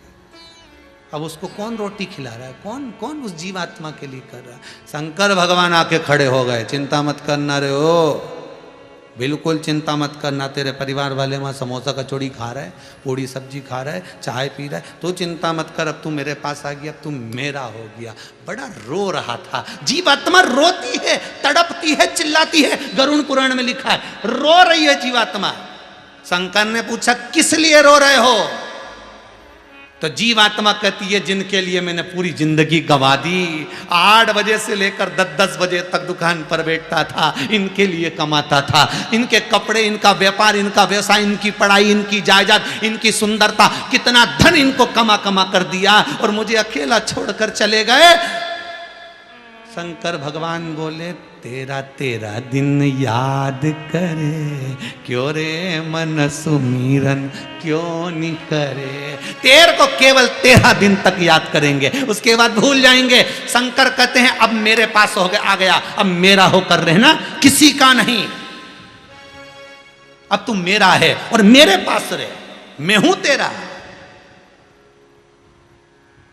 शिव कहते हैं जब तन में उठेगी ज्वाला, कोई पास न आने वाला, भक्तों की सुन के पुकार रे, तू नंदी लेकर आ जा।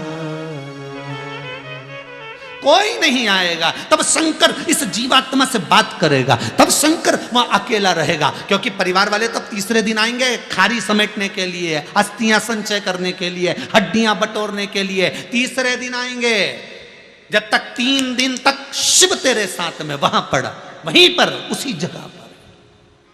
कौन खिला रहा है? जिसके दरवाजे पे तुम कभी गए नहीं। कौन दे रहा है? जिसके दरवाजे पे तुम कभी पहुंचे ही नहीं, जिसका नाम नहीं लिया तुमने। शंकर का नाम कई जगह तो आज भी लोग कहते हैं शंकर जी का शिवलिंग क्या घर में रख सकते हैं? अरे तो कौन ने मना करा? शंकर जी को स्पर्श क्या नारी कर सकती है? कौन ने मना करा? शंकर को पानी चढ़ा सकते? कौन ने मना करा? शंकर के बराबर कोई नहीं साधेगा। आखिरी में वो मेरा कैलाश अधिपति शंकर ही सामने खड़ा मिलेगा, दूसरा कोई नहीं। भटकते रहोगे, तड़पते रहोगे। परिवार वाले, गरुण पुराण कहती है जीवात्मा जब अंतिम समय में आग लगती है, आत्मा रोती है। शिव और पार्वती, माता और पिता, उसको हृदय से लगा कर कहते हैं मत रो। ये परिवार वाले तो लुटे रहे हैं, चोटे। दिए जाओ, दिए जाओ, दिए जाओ जब तक अच्छे लगेंगे।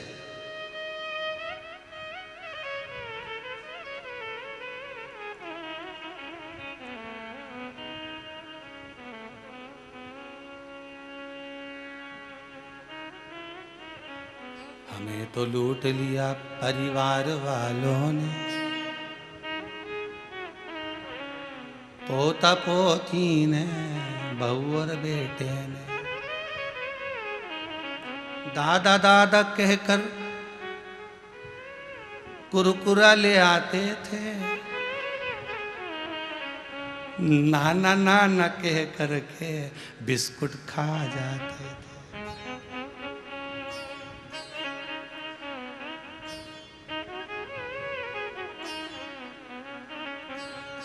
बचा कुचा जो था मेरे पास भाई बंधु ले लिए,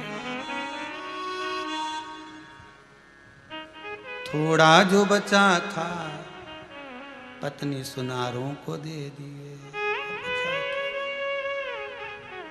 फिर वो आखिरी बिंदु बचा, आखिरी बिंदु। इससे तो आगे भजन ही है साथी, भजन के बिना अकेला रहेगा रे मन। ये 2 दिन का मेला रहेगा, कायम ये जग का झमेला रहेगा। अंत में कोई नहीं आएगा, तब वही शिव तुम्हारे सामने होगा। तीसरे दिन आएंगे, बटोर के ले जाएंगे। बस शिव आखिरी में भाई, तो जो आखिरी में रहे उसी को पहले क्यों नहीं ले आते? जो आखिरी में रहेगा वही पहले क्यों ना आ जाए? दुख काटेगा तो शंकर काटेगा, सुख देगा तो शंकर देगा।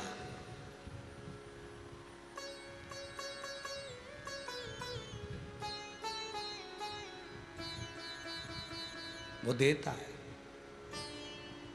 उसकी यहां कमी नहीं। उसके दरवाजे पर पहुंचो।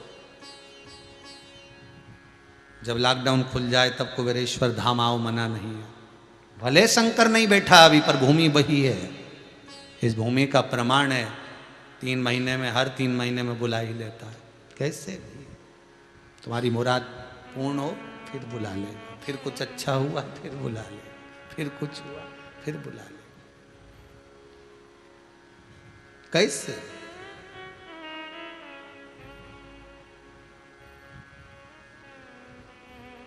शिव है वो, शंकर। बहुत सुंदर संबंध बनाओ, मना नहीं, पर थोड़े थोड़े रिश्तेदारी बनाओ, थोड़ी, कहीं कहीं ज्यादा नहीं। हमको सब, हम तो बहुत कम वाले हैं, क्योंकि शंकर भगवान का परिवार हमारा अपना है। इसके सिवा हम कहाँ जाएं, किससे कहें?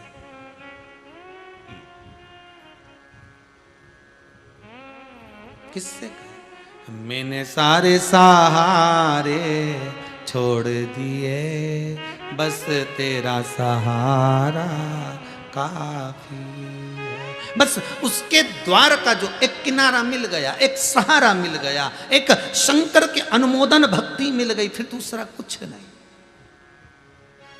भगवान कार्तिकेय जी महाराज को माता पार्वती जी कर रही हैं, कार्तिकेय जा तारकासुर का संहार कर किया। तारकासुर का संहार करने के लिए जा रहे हैं, पर एक बात याद रखना, उस तारकासुर के हृदय में शंकर का वासा है। शिव जिसके हृदय में बस गया उसको प्राण तो छूटेंगे, तारकासुर तो मरेगा, असुर है राक्षस है तो मरना तो है, पर उसके हृदय में शंकर भरा हुआ है, इसका भान कार्तिकेय तुझे होना चाहिए, उसके हृदय को चोट ना पहुंचे। बहुत बहुत ध्यान दीजिएगा महाराज,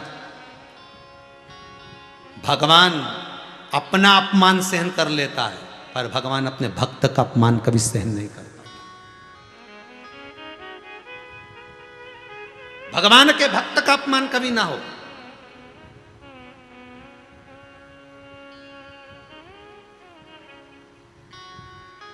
शंकर जी के मंदिर में आप पूजन करने जा रहे हो तो आप कभी भी अपने आप को ही मत समझना कि मैं बहुत बड़ा भगत हूं, और आपकी भक्ति के आगे दूसरे की भक्ति को कम मत दिखाना, कभी मत दिखाना। शिव मंदिर में अगर आप जा रहे हो, पूजन करने के लिए जा रहे हो, अर्चना करने जा रहे हो, पशुपतिनाथ का व्रत करने जा रहे हो, जो कुछ भी तुम करने के लिए जा रहे हो, पर उसमें तुम्हारी चित्त वृत्ति में शंकर हो। पर ये नहीं हो कि मेरे बराबर मैं इतनी बेलपत्र चढ़ाता, मैं सावन के महीने में इतने कमल के पुष्प चढ़ाता, मैंने ऐसा कर दिया, मैंने वैसा, उस चित्त वृत्ति में वो नहीं आना चाहिए।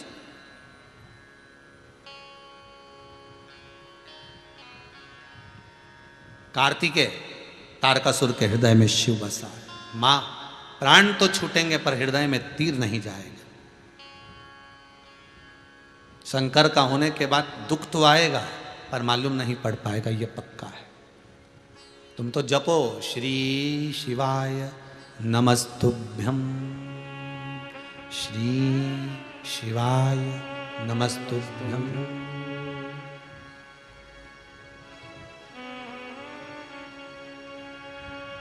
स्मरण करो। महाराज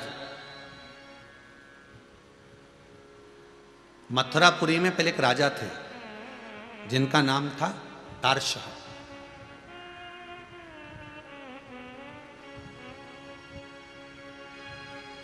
उनका विवाह काशी की कन्या काशी नरेश की बेटी कलावती के साथ में हुआ।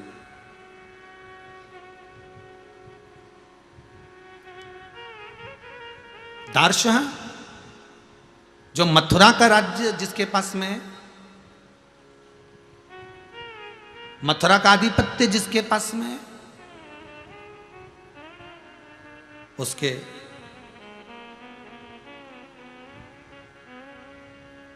उसका जो विवाह हुआ है काशी नरेश की पुत्री कलावती के साथ में।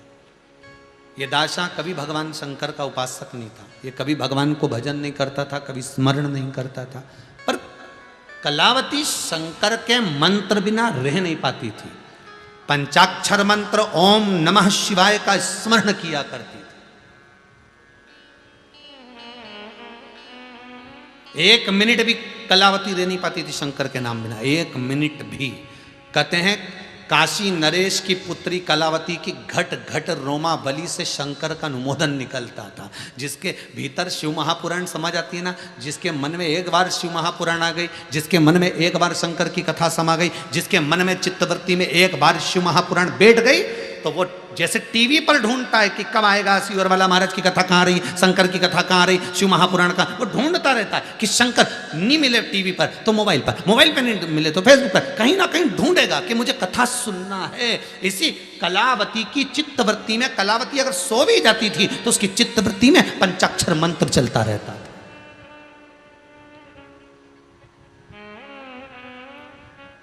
ओम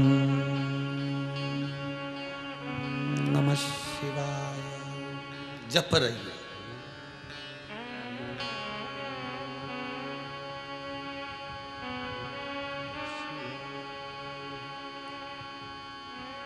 बस उसकी चित्र, उसके सिवा वो कहीं किसी को जपी भी नहीं और ना भजी। शिव शंकर शरणम ममा, शिव शंकर शरणम ममा, शिव शंकर शरणम ममा, शिव शंकर शरणम ममा, शिव शंकर शरणं मम, शिव शंकर शरणं मम, शिव शंकर शरणं मम, शिव शंकर शरणं मम, शिव शंकर शरणम ममा, शिव शिव शंकर शरणं मम शिव शंकर शरणं मम शिव शंकर शरणं मम शिव शंकर शरणं मम शिव शंकर कलावती बोल रही है शिव शंकर शरणं मम शिव शंकर शरणं मम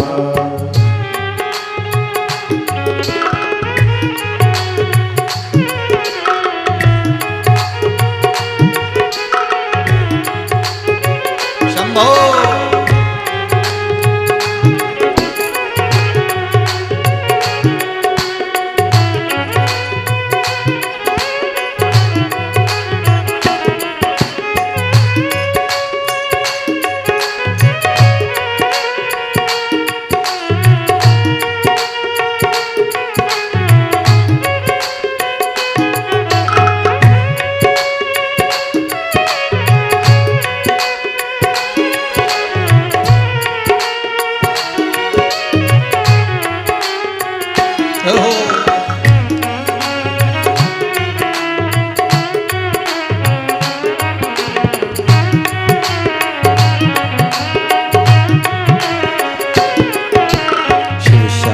शरणं मम शिव शंकर शरणं मम शिव शंकर शरणं मम शिव शंकर शरणं मम शिव शंकर शरणं मम शिव शंकर शरणं मम शिव शंकर शरणं मम शिव शंकर शरणं मम ओ काशी जी की नगरी बोले शिव शंकर शरणं मम काशी जी की नगरी बोले शिव शंकर शरणं मम ओ काशी जी में गंगा बोले शिव शंकर शरणं मम काशी जी में गंगा बोले श्री कृष्ण ओ काशी जी में गंगा बोले शिव शरणं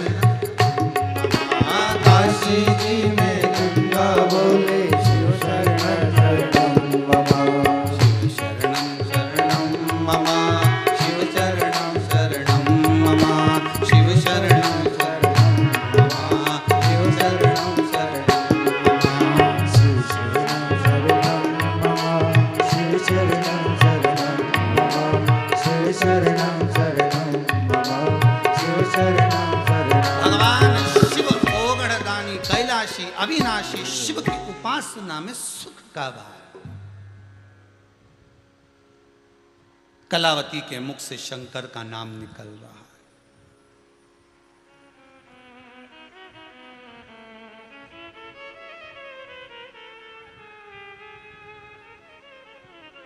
शिव शंकर शरणं मम शिव शंकर शरणं मम शिव शंकर शरणं मम शिव शंकर शरणं।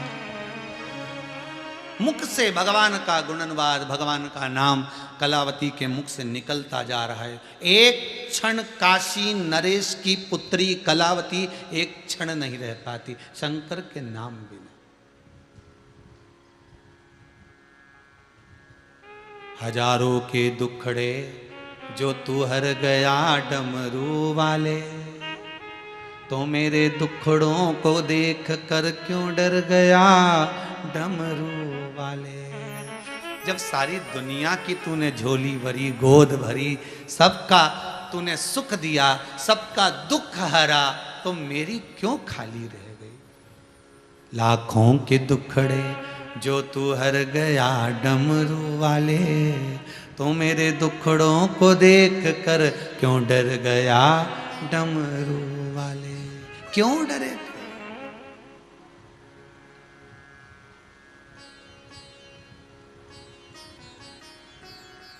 क्यों डरे। माना के मैं पतित बहुत हूं। माना कि हम पतित हैं बेकार हैं कामी हैं लोभी हैं वासनावान हैं तृष्णावान हैं अहंकारी हैं पर है तो तेरे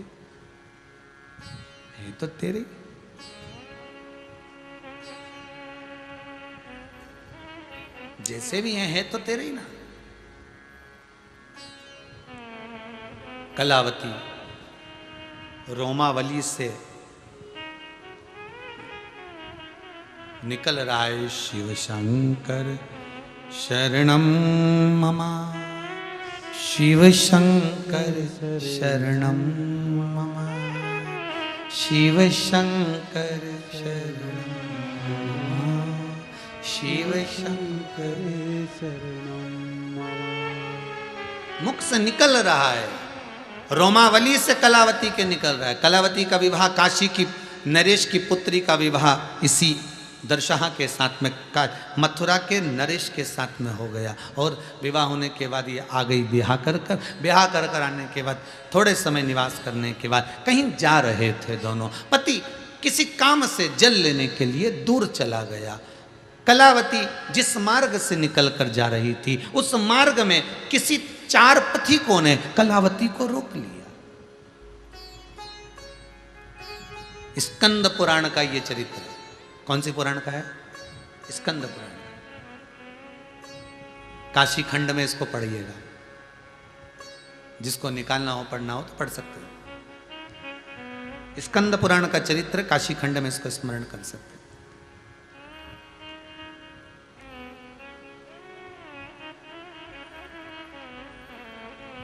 प्रदोष खंड के अंतर्गत भी उसका वर्णन हो जाएगा। प्रदोष के अंतर्गत प्रदोष महत्तम। अब चार पथिकों ने रोक लिया। गलत विचार थे, गलत दृष्टि थी, गलत सोच थी। गलत विचार, गलत दृष्टि, गलत सोच। तुम किसी अच्छे व्यक्ति से लगे हुए हो, बहुत ध्यान देना महाराज। तुम किसी अच्छे व्यक्ति से लगे हो,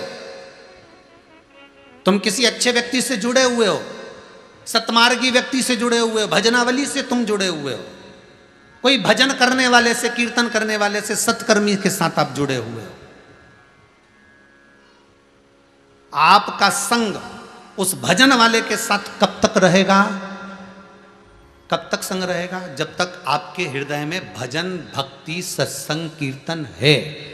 और जिस समय आपके हृदय में किसी दूसरे के प्रति पाप कर्म जागृत होने लगेगा, कहीं अहंकार, कहीं काम, कहीं लोभ, कहीं आसक्ति, कहीं वैश्यागमन, कहीं स्त्री गमन, कहीं पर स्त्री गमन, जब तुम्हारे भीतर कहीं ना कहीं दूसरे विचार आने लगेंगे, तो जो अच्छे व्यक्ति का संग तुम्हारा है, धीरे धीरे वो अपने आप छूटना चालू करवा देता है। परमात्मा आपको उससे दूर करते जाएगा। भगवान चाहता है कि अच्छे व्यक्ति का संग धीरे धीरे छोड़ दे, क्योंकि अब इसके भीतर कोई अन्य समा गया। इसके भीतर काम, लोभ, आसक्ति, तृष्णा, वासना, कहीं स्त्री, कहीं नारी, कहीं कन्या इसके हृदय चित्त में आ गई है। तो भगवान कहेगा इसको हटाओ यहाँ से, नहीं तो ये सबको डुबा देगा। कीर्तनी से तुम्हें दूर कर देगा, भजनावली से तुम्हें दूर कर देगा, सत्संगी से तुम्हें दूर कर देगा। कहीं आप सत्संग वाले के साथ में लगे हो, भजन वाले के साथ लगे हो, तो समझना तुम्हारा पुण्य बड़ा प्रबल चल रहा है, बहुत अच्छा चल रहा है, मतलब तुम्हारा जीवन सार्थक चल रहा है। और जहां तुम उससे दूरी बनाना चालू करे, समझ लेना अब कुछ ना कुछ ऐसा हो गया कि हमारे भीतर या तो काम, लोभ, आसक्ति, तृष्णा, वासना, कुछ ऐसा आ गया कि इससे दूरी हो गई है हमारी। उसको सोचना, विचारना कि आखिर कारण क्या बना। हम सत्संग में लगे थे, हम भजन में लगे थे, हम गुरु के साथ लगे थे, हम गुरु के चरण की सेवा में लगे थे, छूटा क्यों? क्योंकि हमारे भीतर कोई दूसरा काम, आसक्ति, तृष्णा, वासना, लोभ, ये कुछ ना कुछ आ गया जिससे दूरी बन गई।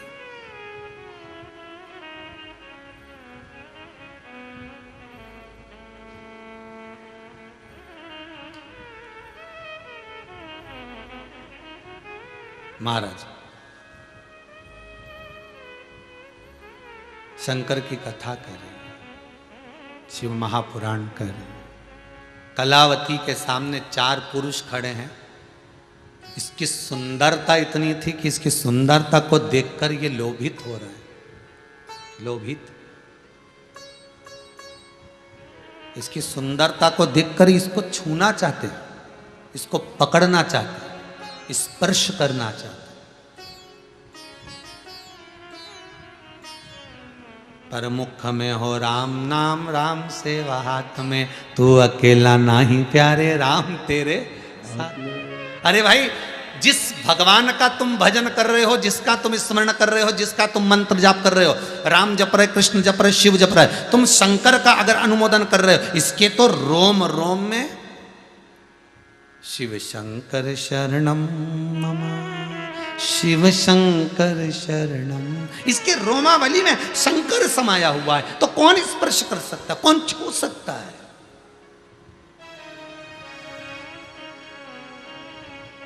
कौन छुए? बस चारों का स्पर्श करना हुआ, चारों का स्पर्श करना हुआ, उसको पकड़ना और उसका स्पर्श किया और पूरा शरीर चारों का जल गया। अग्नि जैसी प्रकट हो गई, आग तपने लगी, अग्नि निकलने लगी, चारों भूमि पर गिर गए।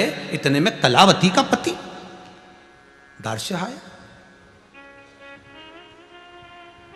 दार्श ने, कलावती के पति ने आकर देखा तो ये चार पड़े हुए हैं। कलावती से पूछा, ये ऐसे चिल्ला रहे हैं, तड़फ रहे हैं जैसे इनके शरीर पर, पूरे शरीर पर छाले पड़ गए, पूरा शरीर काला पड़ने लगा।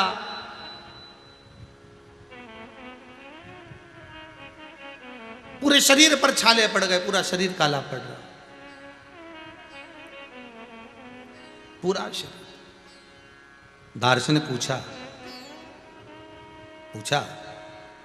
कलावती, ये चारों कौन है? कलावती ने कहा, ना जाने पथिक थे, मेरी सुंदरता को देखकर मेरी ओर लोभान्वित हो रहे थे, मुझे छूने का प्रयास करा, इसलिए इनका शरीर जल गया। तो तूने इनमें आग लगाई है क्या?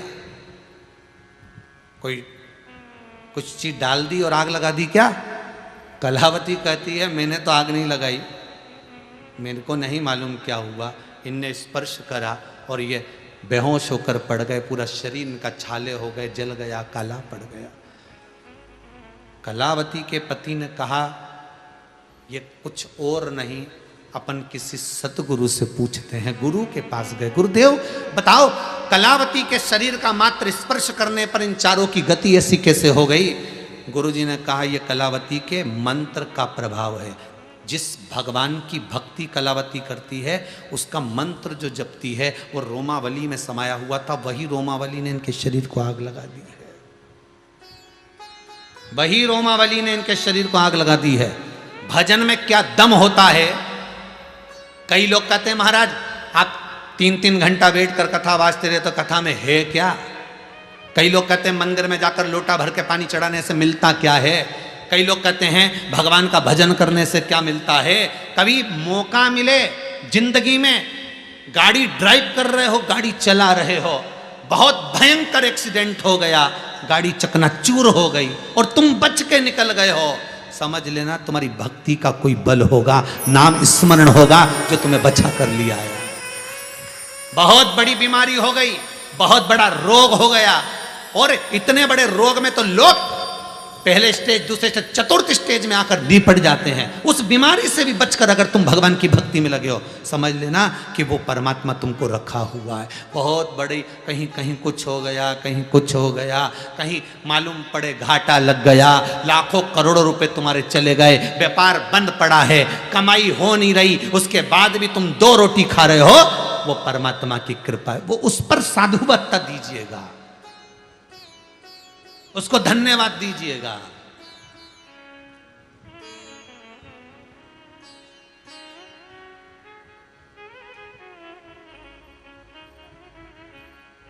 उसको धन्यवाद देना कि वो चला रहा।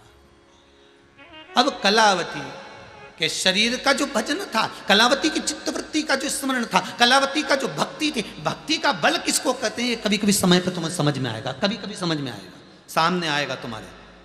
भक्ति का बल किसको कहते हैं? वेंटिलेटर पर पड़े और वापिस आ गए, ये भक्ति का बल है। कोई घर में भजन करा होगा, आईसीयू में पड़े और वापिस आ गए, ये भगवान की भक्ति। इतने बड़े कोरोना महामारी में बचकर यहाँ बैठे, कोरोना महामारी में बचने के बाद ये टीवी के सामने बैठकर, मोबाइल के सामने बैठकर कथा सुन रहे हो, ये उसी की कृपा है। नहीं तो तुम्हारी सोसाइटी, तुम्हारी कॉलोनी, तुम्हारी बिल्डिंग, तुम्हारे पास में भी कोरोना महामारी आ चुकी थी, तुम्हारे परिवार में भी लोगों को आ चुका था, पर बचा कर रखा है। ये भक्ति का बल है, ये शंकर का अनुमोदन है, ये शिव का स्मरण है, ये कोई दूसरा नहीं, बचाया उसने। जो दवाई तुम्हें दी गई वही दवाई दूसरे को दी गई, वही ऑक्सीजन तुमको दी वही ऑक्सीजन दूसरे को दी, वही ट्रीटमेंट दूसरे को वही ट्रीटमेंट तुम्हें मिला, उसके बाद वो चले गए और तुम बच गए। वही दवाई वही असर वही कुछ।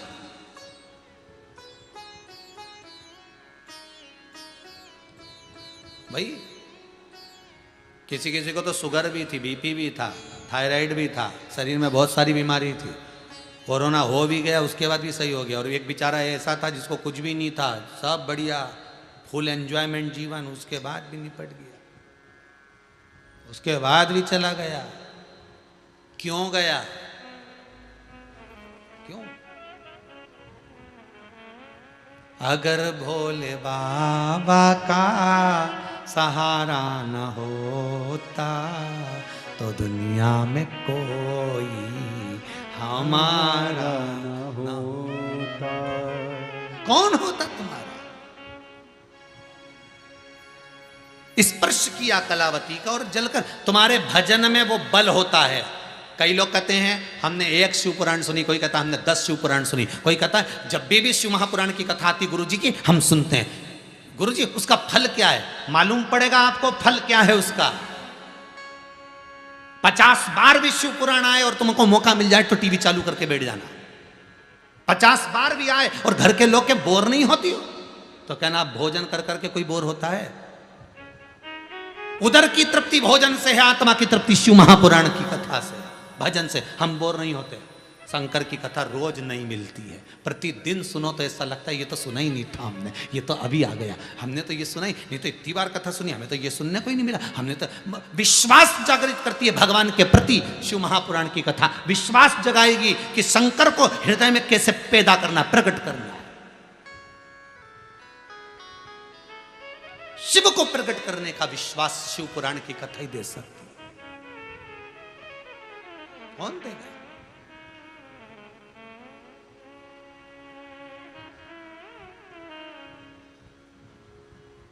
और वो शंकर के सिवा कोई नहीं दे सकता। अब कलावती के लिए गुरु कह रहे हैं कि इसके मंत्र का बल इतना प्रबल है कि वो जलकर भस्म हो गया। आपके भी मंत्र का बल बड़ा प्रबल होता है। आप जप कर तो देखो, जो भी जपना हो तुम्हें, श्री शिवाय नमस्तुभ्यं शंकर, ओम नमः शिवाय, ओम राम कृष्ण, उसका बल कोई साधारण नहीं हो सकता।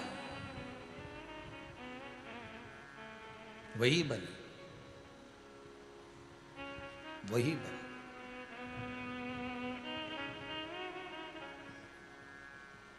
कल की बात है, शायद 6:30 बजे शाम को कोई एक माता, कोई भाई आए थे और कह रहे थे ये पूरे फेस पर, आधे पर लकवा लग गया था। अब ये फेस काम नहीं करता था, बोल नहीं पाते थे, पर बाबा ने कृपा करी है। एक बार पहले आए थे तब बहुत आनंद रहा, दूसरी बार अब आए हैं तो वाणी तो थोड़ी निकली है। विश्वास कर कर आयो, भरोसा कर कर शंकर के दरवाजे जाओ। एक दिया भी लगाओ ना तो विश्वास कर कर लगाना, ये मत सोचना कि गुरु जी ने बोला है तो अपन को लगाना है। अभी नवरात्रे चालू हुए हैं आज से, फूल भी चढ़ाओ तो ये मत कहना कि गुरु जी ने, नहीं, बस विश्वास रख कर, हाँ गुरु जी की बात पर मुझे भरोसा है, विश्वास है और दृढ़ हूं मैं इस बात पर, भरोसा है कि शंकर मेरे कार्य को साधेगा, मेरे कार्य को संभालेगा। विश्वास है, और विश्वास रखोगे तो शिव है। धीमा बजाओ भोलानाथ डमरू, धीमा बजाओ, धीमा बजाओ भोलानाथ डमरू, धीमा बजाओ, ओ धीमा बजाओ भोलेनाथ डमरू, धीमा बजाओ, धीमा बजाओ भोलेनाथ डमरू, धीमा बजाओ, धीमा बजाओ भोला, धीमा बजाओ, धीमा बजाओ भोला, धीमा बजाओ, ओ धीमा बजाओ भोला, धीमा बजाओ, धीमा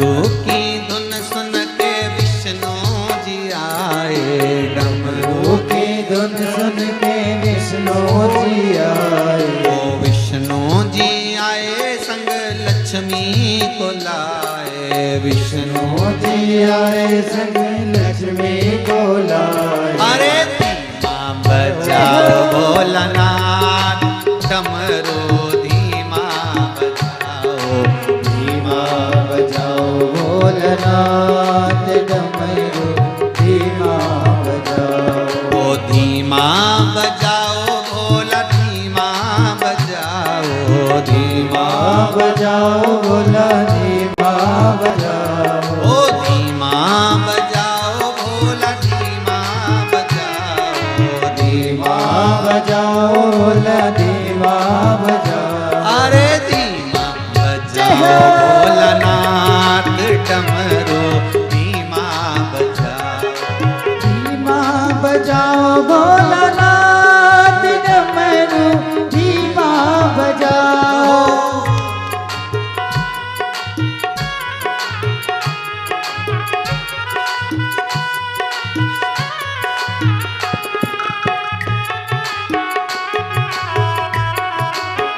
हर भोले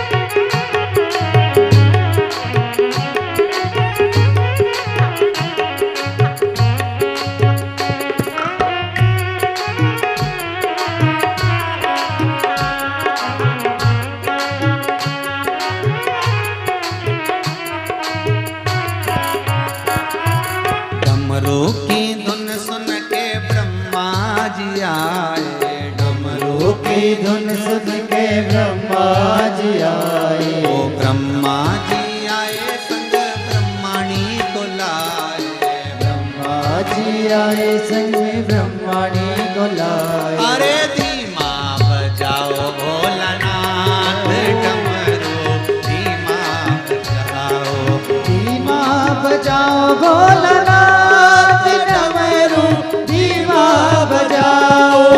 धीमा बजाओ भोलानाथ, डमरू धीमा बजाओ, धीमा बजाओ भोलानाथ, डमरू धीमा बजाओ। धीमा बजाओ भोला, धीमा बजाओ, धीमा बजाओ भोला, धीमा बजाओ। ओ धीमा बजाओ भोला, धीमा बजाओ, धीमा बजाओ भोला, धीमा बजाओ। अरे धीमा बजाओ भोलानाथ, डमरू धीमा बजाओ, धीमा बजाओ भोलानाथ, डमरू धीमा बजाओ। धीमा बजाओ भोलेनाथ, डमरू धीमा बजाओ, धीमा बजाओ भोलानाथ, डमरू धीमा बजाओ। धीमा बजाओ डमरू धीमा बजाओ, डमरू धीमा। उस शिव औघड़ी की कृपा में कलावती के मुख का भजन स्मरण चार मन में गलत सोचने वाले को भी नष्ट कर दिया। पुण्य होगा तुम्हारा तो तुम पुण्य वाले के साथ में लग पाओगे, पुण्य नहीं होगा तो पुण्य वाले से विच्छिन्न हो जाओगे, चले जाओगे। समय आगे जो कथा आई है बड़ी सुंदर चरित्र कहा। भगवान शिव ओघड़दानी त्रिकालदर्शी कैलाशी अविनाशी के नेत्र बिंदु से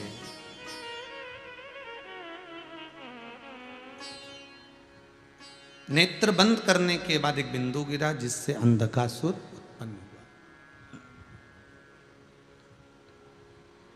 वो अंधकासुर शिव जी के पास में पार्वती जी उसको गोदी में लेकर आई, ये आपका पुत्र है, आपका बालक है।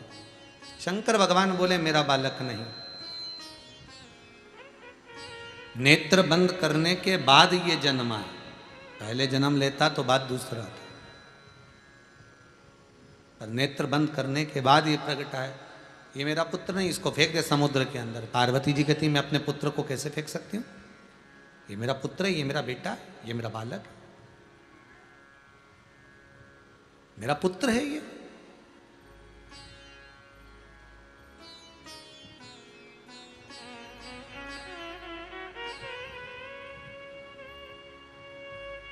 कितना सुंदर कहा है। शंकर भगवान को बेलपत्र चढ़ी हुई वापिस चढ़ सकती है, पर किसी भी देवता पर कोई फूल पुष्प आपने चढ़ाया, कोई पुष्प आपने चढ़ाया, ठंड का समय है या बारिश का समय है, पुष्प जो चढ़ाया हो सकता है कि मुरझाया नहीं हो। होता है ना ऐसा कभी कभी कि पुष्प मुरझाया नहीं हो, या उसमें ताजगी हो, सुंदर दिख रहा हो, बहुत अच्छा हो, और वो पुष्प चढ़ा हुआ तुमने अगर एक बार उठा लिया, उतर गया, उतरने के बाद फूल कितना भी सुंदर हो, फूल कितना भी ताजा दिखे, पर वो देवता को समर्पित नहीं हो सकता। भले उसमें सुंदरता है। ठंड के दिनों में कई फूल ऐसे भी रहते हैं, भगवान के सामने आपने एक बार चढ़ा दिया, चढ़ाने के बाद वो रखे रहते हैं तो ऐसा लगता है कि बिल्कुल ताजे से दिख रहा है। तो कई माताओं की आदत रहती है उन्हीं फूल से वापिस श्रृंगार कर देती है, या उन पुष्प की रंगोली बनाकर भगवान के सामने डाल देती है, पर वो गलत है, वो गलत है। जिस दिए में बाती लगी हुई है, बाती पूरी जल चुकी है, उसकी राख या उसका काला थोड़ा सा भाग दिए के अंदर रखा है, और आपने दूसरी बाती रखकर उसको जला दिया, तो वो जलाया गया जो भाग है लक्ष्मी को छीर्ण कर देता है। 15 दिन तक व्यापार ठीक नहीं चल सकता। एक बार प्रैक्टिकल करके देखना।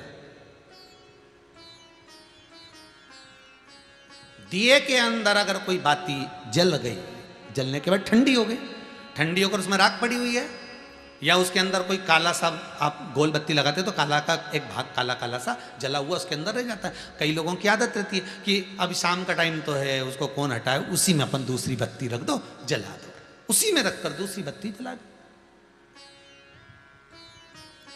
भाग उसी में पड़ा हुआ है पुराना, और आपने दूसरी बत्ती अगर रखकर जला दी है, व्यापार होगा, व्यवसाय होगा, या फिर घर में रखा हुआ धन होगा, 15 दिन के लिए वो छिन्न होगा, वो जाएगा। पैसा टिकने वाला नहीं 15 दिन तक, चाहे कुछ भी कर लो, ठीक नहीं चल सकता व्यापार। तुम कितना भी दम लगा लो।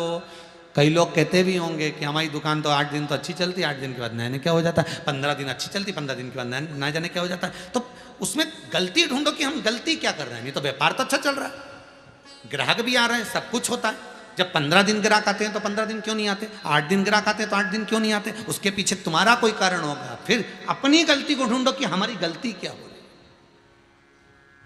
या तो बहू है, या सास, या घर में रहने वाला कोई व्यक्ति, या घर के बच्चे दिए में दिया रखकर जला देते हैं, मतलब उस बाती को फिर रखकर जला दिया, तो अब उसको तो तुम्हें भोगना है। अब उनको नहीं मालूम कि गलती क्या हो रही, गलती अपन कर रहे हैं, गलती अपनी है।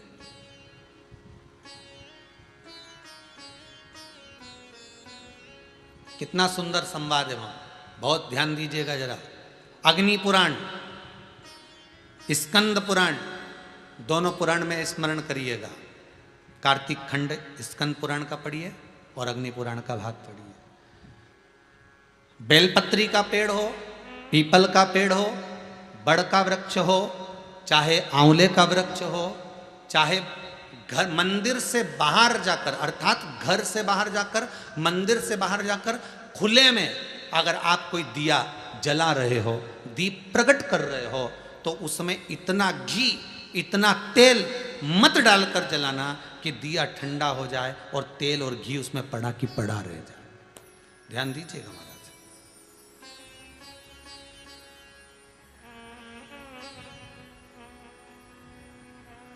कई बार आपके साथ में भी हुआ होगा, आप दशा माता की पूजन करने गए हो, या पीपल की पूजन करने गए हो, या वृक्ष की पूजन करने गए, आंवले की पूजन करने गए, बेलपत्री का पूजन करने गए। तुमने तो दिए में घी डाल लिया ज़्यादा, बत्ती भी लगा दी तुमने, और इस भाव से लगाई कि जलेगा थोड़ी देर तक, और मालूम पड़े तुम्हारी पूजन हुई, हवा का वेग आया, दिया ठंडा हो गया और उसमें घी पड़ा रह गया, उसमें तेल पड़ा रह गया। महाराज, जिस व्यक्ति ने दिया लगाया है, जिस व्यक्ति ने दीप लगाया हुआ है, और अगर वो कुंवारी अवस्था में है तो अकेला शरीर का कष्ट भोगता है, और अगर उसकी शादी हो गई होती है तो पति और पत्नी दोनों को शरीर का कष्ट भोगना पड़ता है। कहीं कमर दुखेगी, कहीं घुटना दुखेगा, कहीं पीठ दुखेगी, आंखों में जलन होगी, कहीं ये सिर का जो गले का भाग होगा, कान के पास का ये दुखना चालू हो जाएगा, ये पीछे का भाग दुखेगा। तो कई डॉक्टरों को दिखाओगे, इलाज देखो जरा, क्या सब हमें जांच कर लो, जांच में तो कुछ भी नहीं निकल रहा, दवाई भी खाते हैं, थोड़े दिन आराम लगता है, फिर वैसे हो जाता है। कारण निकालना है तो कारण ढूंढो कि हमारे पुराण क्या कर रहे हैं। कारण हमने खुद उत्पन्न करा है कि किसी वृक्ष की पूजन करी, उसमें तेल घी की मात्रा इतनी बढ़ा दी कि हम तो जब तक बैठे दिया जल रहा था, उठ के गए, हवा लगी, दिया ठंडा हो गया, और उसमें जितने समय तक वो घी और तेल पड़ा हुआ है, 15 मिनट, 10 मिनट, 25 मिनट, 50 मिनट, 1 दिन, 2 दिन, 4 दिन, तो वो बार बार पलट पलट कर वो स्वास्थ्य को खराब करेगा ही, चाहे कुछ भी कर लो, कितनी भी जांच करो, कितनी भी जांच कराओ, फिर तुम अपने हॉस्पिटल में जाओ, जांच कराओ, लिख दी हमने तो कि इसकी जांच कराओ, ने उसकी जांच कराओ, पर उसको गलती ढूंढो कि अपन क्या गलती कर रहे हैं, गलती किस जगह पर हो रही। आप आए नहीं और सुबह हो गई, मेरी पूजा की थाली धरी की धरी, क्यों नहीं आए, किस लिए? इसलिए नियम है, मंदिर के अंदर जो दिया लगता है वो भरा हुआ लगता है। कैसा लगता है? भरा हुआ लगाइए, क्योंकि उसमें हवा नहीं लगेगी, वो पूरा जलेगा। जितनी देर तक जलेगा उतनी देर तक सुख समृद्धि शांति देता है। बाहर जो दिया लगाया जाता है, बत्ती को केवल भिंगो कर रखिए, या आप जितनी देर परिक्रमा कर रहे हैं, पूजन कर रहे हैं, उतनी देर घी की कटोरी साथ लेकर जाओ, उतना सा घी डाल दो जितनी जरूरत पड़े। पर तुम तो इतने समझदार कि पहले से घर में से दिया भर के चलो, तुम तो इतने समझदार कि घर से दिया भर के चलो, नहीं कटोरी में कौन ले जाए, सास के काय को ले जा रही है, कटोरी में भर के रहने दे, दिया भर ले एक बार का, लगा देंगे, लग देंगे, चलेगा जब तक चलेगा, अपन आ भी जाएंगे तो चलते रहेगा, जलते क्या रहेगा, हवा का वेग आएगा, बुझा देगा, ठंडा कर देगा, ठंडा कराओ, घी पड़ा रहेगा, तुम्हें कष्ट प्रदान करेगा।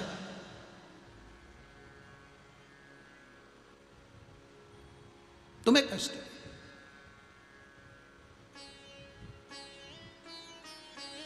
तुम्हें रोग प्रदान करेगा, दुख।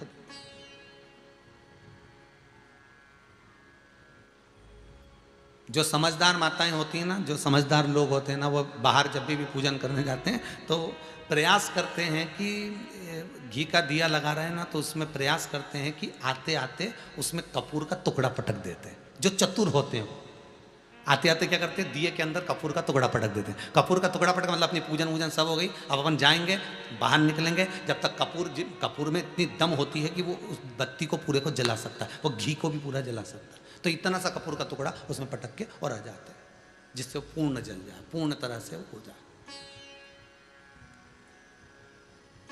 उसकी पूर्णता है। शिव जी कह रहे हैं ये पुत्र मेरा नहीं है, तुम इसको समुद्र में डाल दो। नहीं, समुद्र में नहीं डाल सकती, मैंने इसको गोदी में लिया, मेरे पुत्र है, इसको मैं रखूंगा। शंकर भगवान ने समझाया, पार्वती नहीं मानी, बहुत समझाया, नहीं मानी। आखिरी में पार्वती ने समुद्र में फेंक दिया, हिरण्याक्ष ने उसको झेल लिया, पालन करा, उसका नाम अंधकासुर। हिरण्याक्ष को वराह भगवान ने मार दिया, अकेला पड़ गया। तब करा, साधना करी अंधकासुर ने, ब्रह्मा जी से वर मांगा कि मुझे वर दीजिए कि मेरे प्राण न छूटे।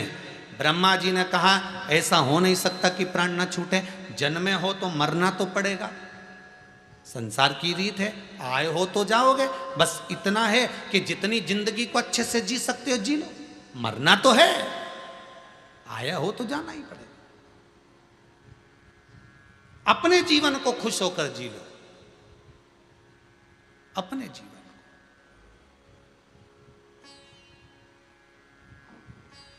और जब अपने जीवन को अपन खुश होकर जी, तो अंधकासुर ने ब्रह्मदेव से कहा मैं मरूं ना, ऐसा वर दे दो। नहीं, मरना तो पड़ेगा। तो ब्रह्मा जी से वर मांगा। अंधकासुर को मालूम था मेरे पिताजी ने कहा है ना तेरी कोई माता है ना कोई तेरा पिता है। पानी में बहकर आया था, मैंने पकड़ कर तेरा पालन किया। उसने कह दिया जिस दिन मैं अपनी माता को गलत दृष्टि से देखूं उसी दिन मरूं, उसी दिन मरूं। अब इसको क्या मालूम था, क्या मांग लिया।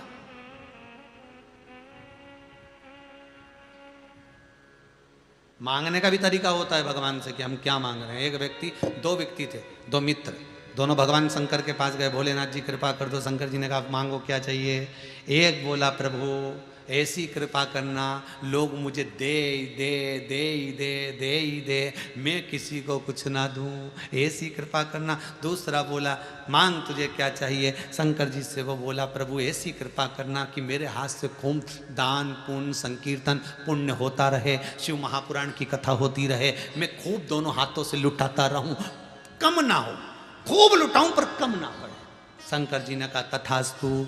जिसने मांगा था कि मुझे लोग दे ही दे दे ही दे, वो 3 बत्ती चौराहे पे मांग रहा भीख, उसे लोग दे ही रहे दे ही रहे दे ही रहे, भिखारी बन गया।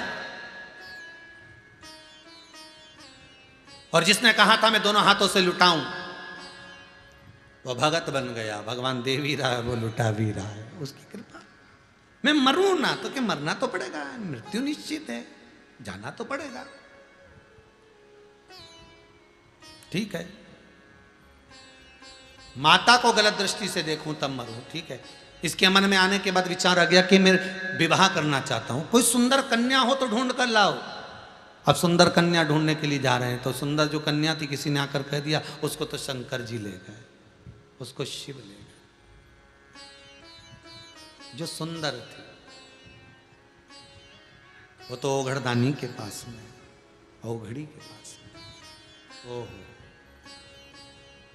फिर अब जब वो शंकर जी के पास में है तो उसको लाना तो मुश्किल है। अंधकासुर ने कहा कि मैं इतना सुंदर और शंकर क्या लागे मेरे आगे, तो चलो मैं चलता हूं। जो गए माता जगत जननी जगदम्बा पार्वती के सम्मुख में, जो पहुंचे मां आद्य शक्ति, मां दुर्गा भवानी, मां जगत जननी का जो प्रतिबिंब, जो स्वरूप देखा, अंधकासुर को लगा कितनी सुंदर है, पर जान नहीं पाया कि यही तेरी जननी है, यही माता है, इसने तुझे लाड लड़ाया है, स्नेह करा है, प्रेम करा है पुत्र की तरह, यही तेरी माता है।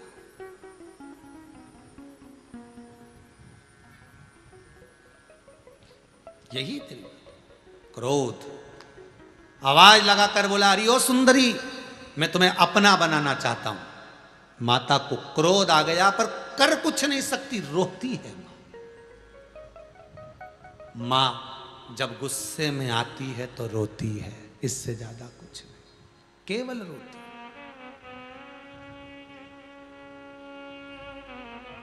आंखों से अश्रु बहता, क्या बोले वो, क्या बोल सकते।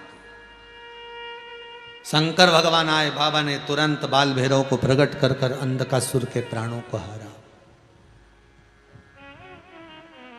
बाल भैरव ने आकर प्राणों को हर लिया अंधकासुर।